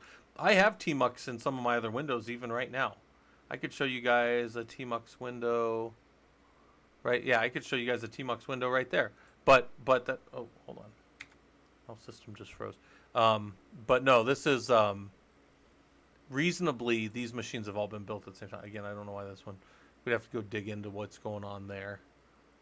There's no space problem, so failing to create a temporary directory doesn't make any sense unless you didn't have permissions. And we're root, so we got the keys.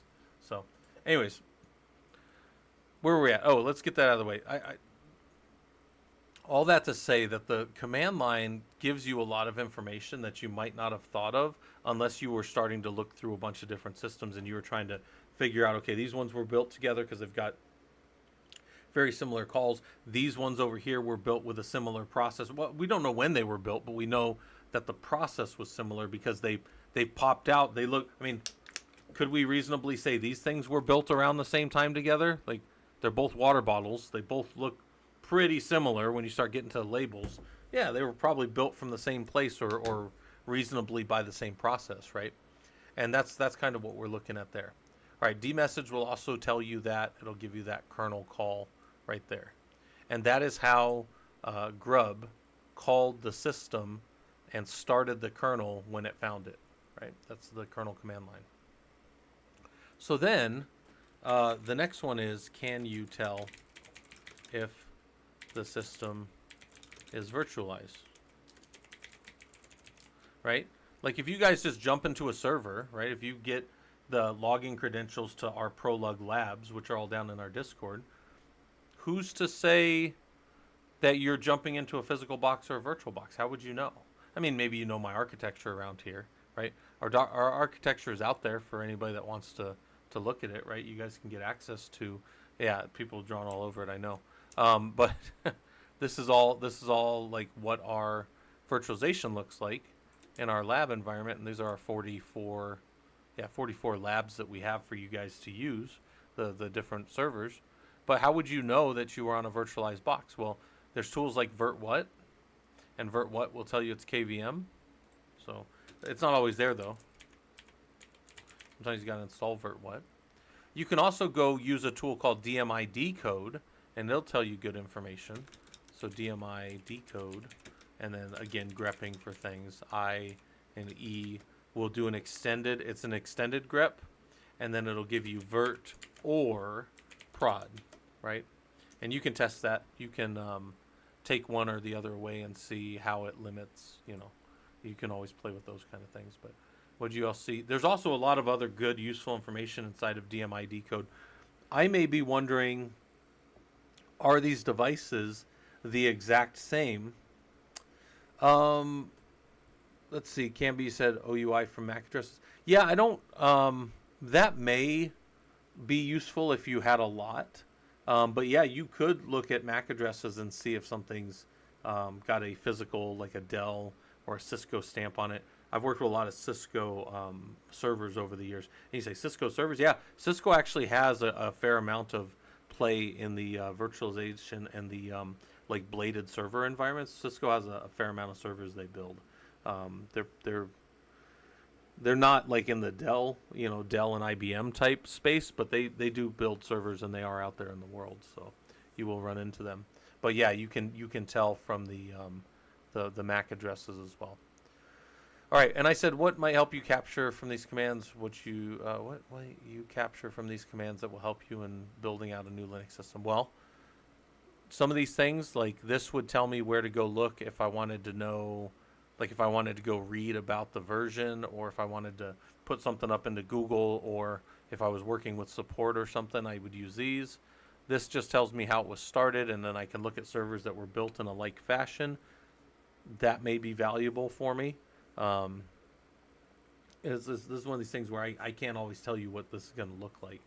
Also, I know the thing's been telling you guys about Discord, but I'll still link Discord for you guys. And then I know you guys have it already over on YouTube in the description, but I'll still link Discord in case anybody wants to go hang out and do that stuff. All right.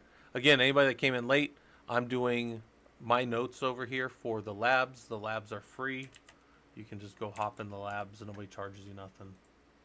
And they're just, you're in a KubeVirt environment and you're down in the command line. So that's like the best thing around. So now we're going to look at the running processes and we're going to see what's going on in this server. We're going to evaluate how long the server took to come up from the time the kernel was called. We're going to evaluate the startup process, and then we're going to list if there's any failed services or anything broken that we need to know about, right? So we can look at how everything started with dmessage. Dmessage is a great little tool to see what's called the ring or the kernel buffer.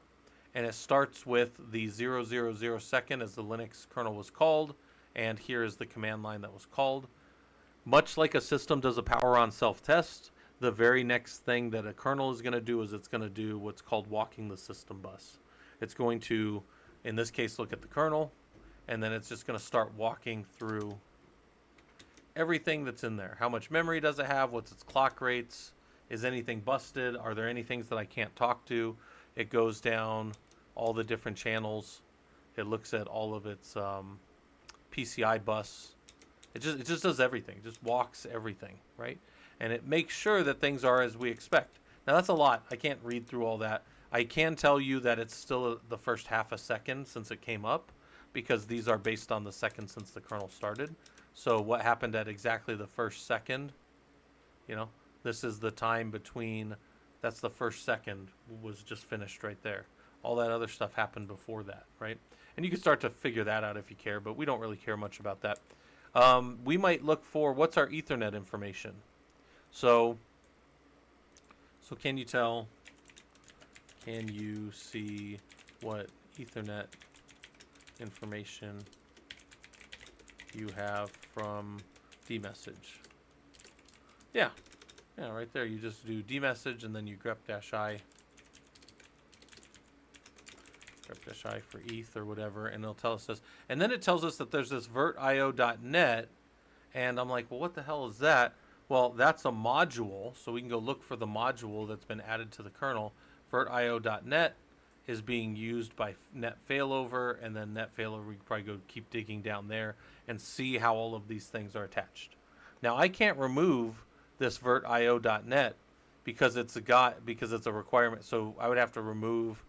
Let me think about that. Yeah, typically you have to remove net failover first, and then you'd be able to remove virtio.net. But if you remove this, you're going to lose your connection into the system because you've basically yanked the driver for the module that loads the driver for the Ethernet out of the system, right? So this is the kernel module. But you can yank that out if you want.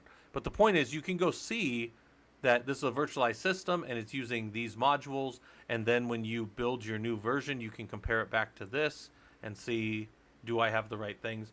Because I can't tell you how many times I've dealt with a piece of hardware that was working fine on like RHEL 7, and then you go and you put it to RHEL 8 and something's wrong, something's different. And you're like, okay, well, I'm doing this one box right here, but I've got 80 other boxes that are coming up to RHEL 8. This is older stuff, but and now I have to move, I have to figure out what's the hardware difference in here, or what is the thing that's happening in Relay in here that's different, because I want to fix it on this one so all the rest of them are automated. I don't want to be like, it's one thing to dick around on one server and get one server working. It's a totally different thing to have to dick around on like 100 servers.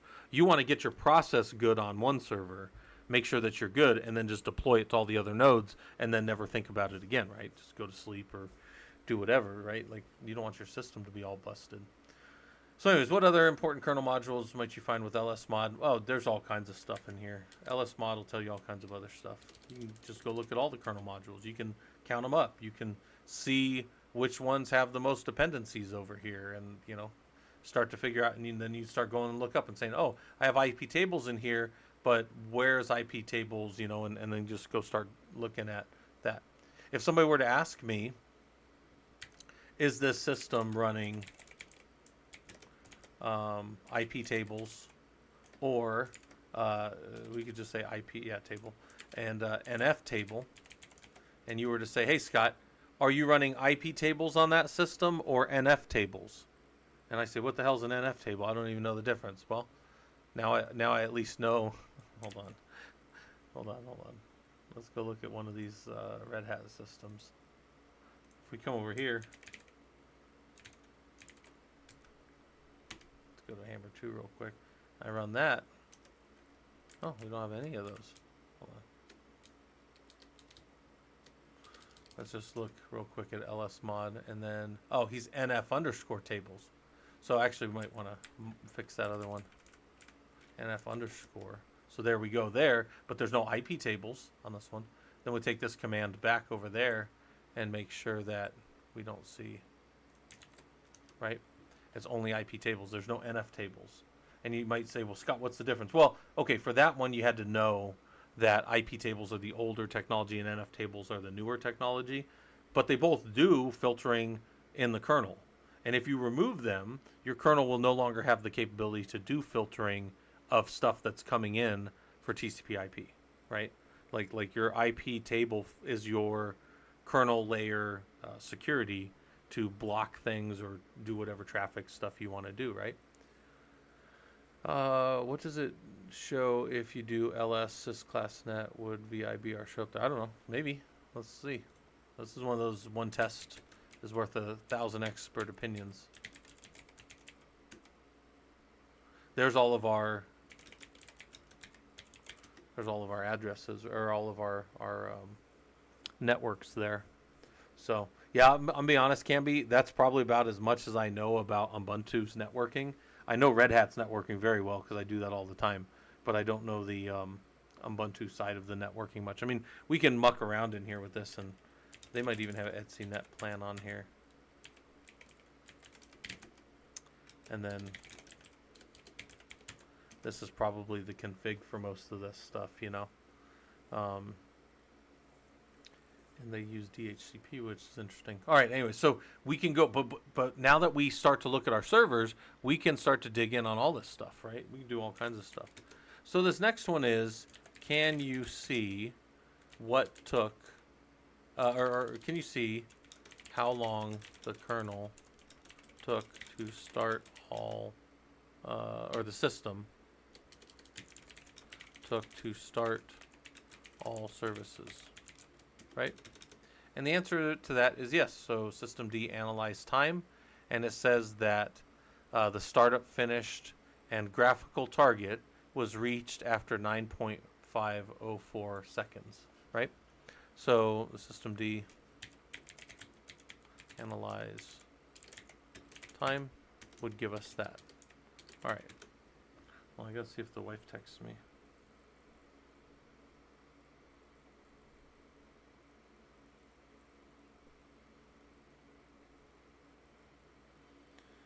Hold on, wife texted me. All right. So, you guys see over there on Twitch, there's the new courses coming up. Those are all free. You know, just come hang out in Discord. All right, anyways. This next one is one of my favorite commands in everything. It's, can you determine which service took the longest to start? And yeah, and that's one of my favorite commands. It's systemd analyze blame. And the longest one was this man-db service. That's the one that took the longest to come up. Now, these are not in chronological order, and they are not serial. What do I mean by that? Or sorry, they are not in the order that they chronologically happened as the system started up. They are ordered by the most amount of time that they took, which is not chronological, right? It's just the amount of time they took. And they are not serial. And you say, what do you mean by serial? I mean one after another, because if they were one after another, we know it took 9.5 seconds to finish. And right here, we're already over 9.5 seconds right there. Actually, right here, we're over 9.5 seconds. So the point is, these are happening in parallel. They're happening at the same time, right?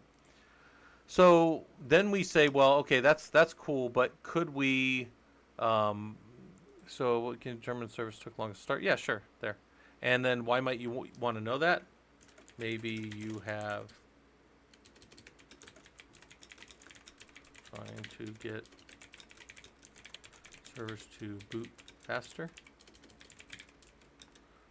You know, maybe you are looking into a timing issue on boot, right? And then these things would start to tell us what's going on and what's failing or timing out or something like that. All right. So we go look at the SSHD service, right? So here's SSHD, and we see that it's got a main process ID of 639. And this is one of these things that we go dig into this. We've done this in other labs where we go and we look at the SS-NTULP, and then we look for like 22, and okay, we see there is port 22, and it's being listened to from PID 639, which we saw up here with 639.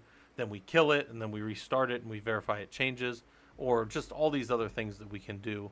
But the point is we see that there. We can also do LSOF-I against port 22 and see, again, 639 is holding open that port TCP on our system, right? All these different ways to get to that same type of thing. All right. We can see if a service is enabled, meaning it's going to start when the system starts up. And we can see how it was called to start and specifically where that file is. Because there's different files that are out there. And the files that are out there are in all these different places. Like we tend to work on Etsy systemd system, but this is libsystemd system ssh.service. And you also need to know, if you modify this file in here, it is going to be reset on the next time that this package is re-added. However, somebody was telling me if you do systemctl edit, that will actually stay. I'm never gonna ever do that again, because I don't use Nano like that. I don't even know how to use it. So all right, then somebody said, how did I learn touch type? I'm fast. I'm not that fast. I can only type about 90 to 110 right now. I know guys that can type in the 140s and 150s, but I'm not very fast. I've just been typing my whole life, you know. But no, I'm not like 90 110 is nothing. 92 110 is nothing like what I used to type when I was younger. My hands are slow now, but yeah, so I'm not nearly as fast as I used to type. But anyways, this is one of my favorite commands right here. We can analyze how SSH came up. So if SSH broke, we would know. So here's the SSH service, right? This is the SSHD daemon. And as he came up, it started down here, and it came all the way up here. Network had to be up before he could come up. For network, there had to be the systemd resolve service, systemd temp file startup service. All these things had to happen. And if something broke, we can go figure out what the dependency chain is for the SSH daemon, which is huge. That's huge. Like, especially if you're trying to troubleshoot things, like knowing how to look at where something's... Because again, what's troubleshooting? It's knowing how something's supposed to work and then figuring out where it broke and then asking why a bunch of times, right? That's a big part of troubleshooting. So anyways, we could do that.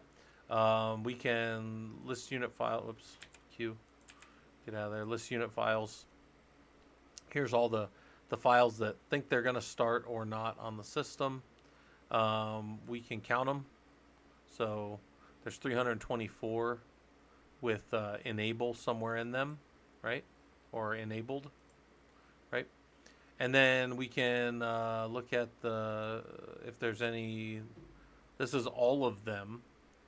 Disabled, enabled at runtime, generated, indirect, masked, and static.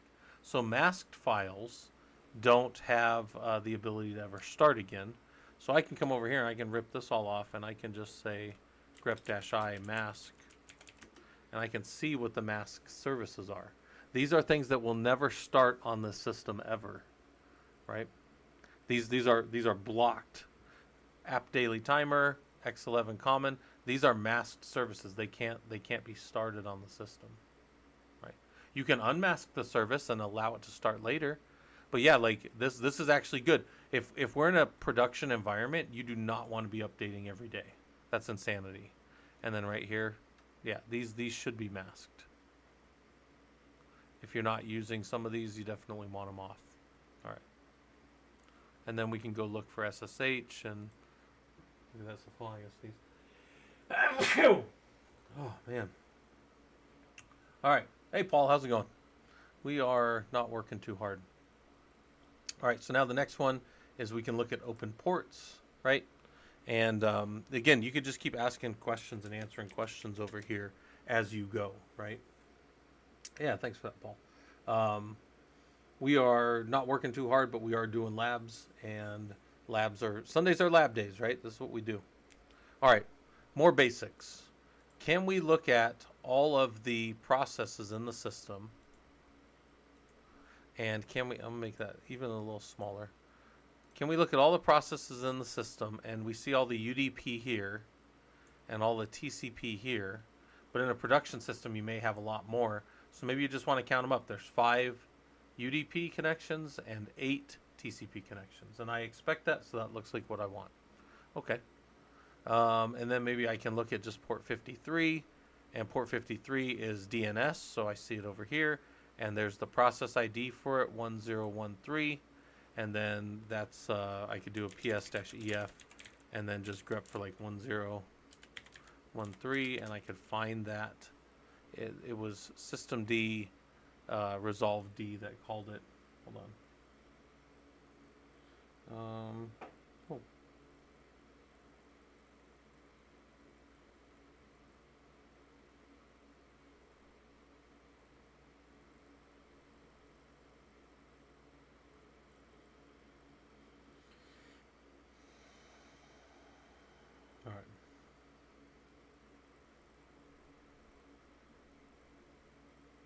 All right. All right. Sorry. And then this last one is just looking at resolve and then seeing how resolve D was called and started on the system. So there's a lot. I think that's the whole lab there. Yeah. Look at you learning Linux. These are important things to kind of know about maybe a service and a system, and then you could use these to kind of start to think. Now, this doesn't determine what you're going to do with your new builds. You know, you're building out Rel 9. You could go from scratch. You could just screw all that other stuff, but you may find yourself in a position where it makes a lot of sense to maybe kind of work on making things look like what they did before. Maybe not perfectly mirroring the Rel 8 or the Rel 7 environment, but building things and then adding in some of those services that are, you know, customary or you're used to. So maybe you add in SSSD because that's how you do your authentication. And you might say, well, Scott, won't I have a list of those? You might, or you might not, because maybe the person left or maybe they didn't document it. And maybe you've got to go in and grab these kind of things. He said, okay, I know what systemd is, how to create systemd's user and system services, but I haven't gone deep into that. The official system doc is hard for me to read. Tips to get better at it. Yeah, so I need to put together a lab. I was going to do a lab on systemd services and timers, but really what I would tell you is this, right? You know these commands, right? systemctl status, you know, SSH, right? And it'll tell you about SSH. But what I would tell you is if you wanted to get better at the writing the services, you need to start using the cat command here. So systemctl cat SSH. And then now I see all this stuff about SSH right here, right? And then I see that there's these SSH ops. And those are probably coming out of some environmental file, maybe etc default SSH, right? And then this is what I would tell you to do. Like if you said, "Hey Scott, I want to get better at this," I would tell you to do this, right? Like let's go read more on this file real quick. I just want to see what's in there. etc ID, and if you had any options. Let's see here real quick. I want to go look at this.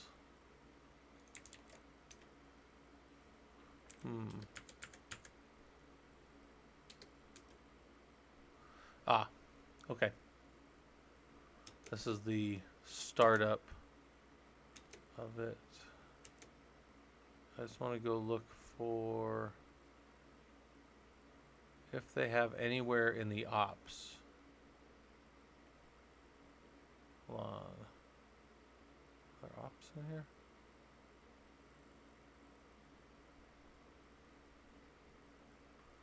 I'm just trying to find where it's finding these ops. Oh, maybe it's in here. Maybe that's the one I already did. Huh.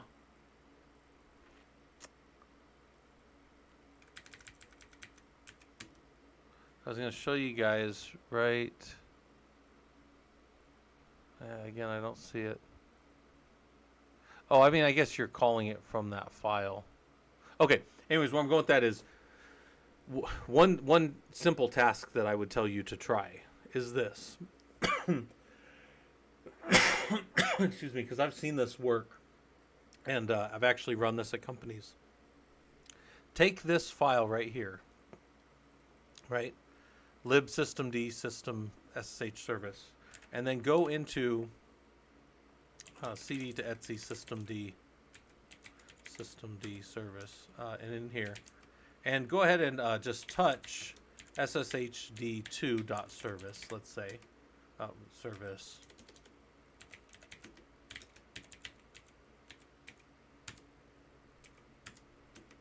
And then in here, make a new version of SSH that runs on a different port, and then start that service and see what happens. This would be my little challenge to somebody who was like, okay, I get the startup and I see those things, and I'd say, okay, can you use this right here and take what you see here and modify this so that it starts differently, right? And this is going to involve changing this here. It's going to involve making a new. I'll save it. It doesn't matter. It's going to make a new SSHD, probably to config. So maybe you copy SSH underscore D underscore config to SSHD underscore config 2 maybe, and then in here you are going to modify this to use a different port, and then you're going to have to figure out how to get that to call. So this is actually a way, a very common thing for having a second SSH connection into a server in case like the users muck up the one. Yeah, users can muck up the first SSH, and then you can have a secondary SSHD daemon running to let normal admins and stuff still get in. Should you still have a console separate? Yes, but this is just another way to get in. That's because console is great, but you can't do stuff in, like, you can't paste stuff in the console. You can only do like you're when you're in a console, like your one hand is tied behind your back and like one foot doesn't have a shoe on, so you're like just in like a messed up state trying to do stuff like this. Watch, I'll show you here. Right here, I'll go into this, and this is a console, and I'll say root, and then I'll say what's the password for this one? Get something like this, and then now I'm in this box, and you're like, Scott, can you make it bigger? And I go, no, I actually can't because it's a console. And then if I do like a D message, and that scrolls off the top, you're like, Scott, can you scroll back up? No, actually I can't. It's a console. Now, can I do a more on it? Sure. But then like we go down, you're like, oh, scroll up a little bit. Nope, got to go do the whole command again. Where was it? Right there. Oh, can you copy out of it? Nope, can't copy out of it. It's a console. Consoles are not terminals. Like terminals are 100 times better than consoles. The only time you want to be in a console is to get you running enough to get you back in a terminal, right? Like you want to be over here doing this stuff because I can copy all this and I can do whatever else I want out of here, but you can't do that out of a console. So, all right, look at you guys learning Linux. You did all this stuff. That's what I would do. Okay, I'll try this, but should I be doing this on my own? No, out of it. Go do it in one of these labs. Try doing it under an hour. If you run out of time, just grab the configs and go throw them in a notepad, and then just restart the lab and start where you were. That's what I'd do. These labs are great, man. There's only a few things I've seen these labs shut down for, and it was not because I was testing the security or the capability of them. It was because I was building a lab out to show how to like scan and do speed testing between two servers, and that's the only time I've ever gotten kicked out of one of these labs. I know Kim Wooskamp, like I know him on LinkedIn and then kind of tangentially just from talking to him in Slack and stuff. And I'm not doing anything malicious. I'm just testing the systems a little more than they do. And when you get too far out of their, I guess, you get 2 or 3 standard deviations away from the mean, you get like it gets the environment shuts down. So that's kind of funny. But anyways, all right. So that's that one. We have firewalls, which maybe we'll do firewalls here. Maybe we'll be done. Let's see. Well, we're over 2 hours. A lot of times on Sundays I'll go like 4 hours, but I think today I did a lot of Linux yesterday. I was literally on like 12 hours doing stuff, so I might call it here. But hopefully this stuff's useful to you guys. We've got everything in the Discord. Everything in the Discord is free, by the way. But there are, events that you guys can go hang out at. There's, you can come in here and just talk to people about stuff. Sometimes people are down here in the voice channels just hanging out. We were down there last night until, I don't know, probably 10 o'clock my time. Pretty late for me. And then I didn't do any of that spring forward, fall back stuff, so I don't know. Oh, also, let me make sure here, this thing. Yeah. Recheck your times on this because this is in my time and my time is Arizona time. My time did not change, but I bet this time just changed for everybody, for all the rest of you guys. So I just want you to know, make sure you go check the time. Linux admin course has 48 people say they're coming. We had 208 people at one point last time we ran it. So it's a 16-week course. It's free. We do a whole lot of Linux in there. And then the security engineering course is coming up again. This is only a 10-week course. This is going to be much, much, much more challenging, and this is not. There will be no hand-holding in this course. Like, we're going to do stuff, and then we're going to move, and this one is going to be more beginner pace. This one's going to be more, I already kind of know my way around. Not to be elitist, it's just we got so much stuff to get through that there's no way we're going to do it if we're focusing on basic stuff. So this will not be a basic course. My time zone is Mountain Standard Time, but I'm linked right now to... I believe I'm back on Pacific time for most people would know that. So, all right. Yeah, we'll probably call it here. I think that's a good amount of streaming for the day. I'm a little beat from yesterday, so you guys are welcome to hang out down in the Discord, talk shop with other people. Atavirk, they're going to be running parallel. Yeah, I'm going to highly advise people don't try to do both, but only because so many people dropped the Linux course last time that I don't think people thought about how much 10 hours a week worth of work was. I gave a lot of work in that first course, so it's going to be kind of wild. All right. We don't have enough people to raid anywhere, so we're not going to raid. We'll just stop here, but I appreciate you guys all coming by, and I will see some of you guys later in this week. Take care.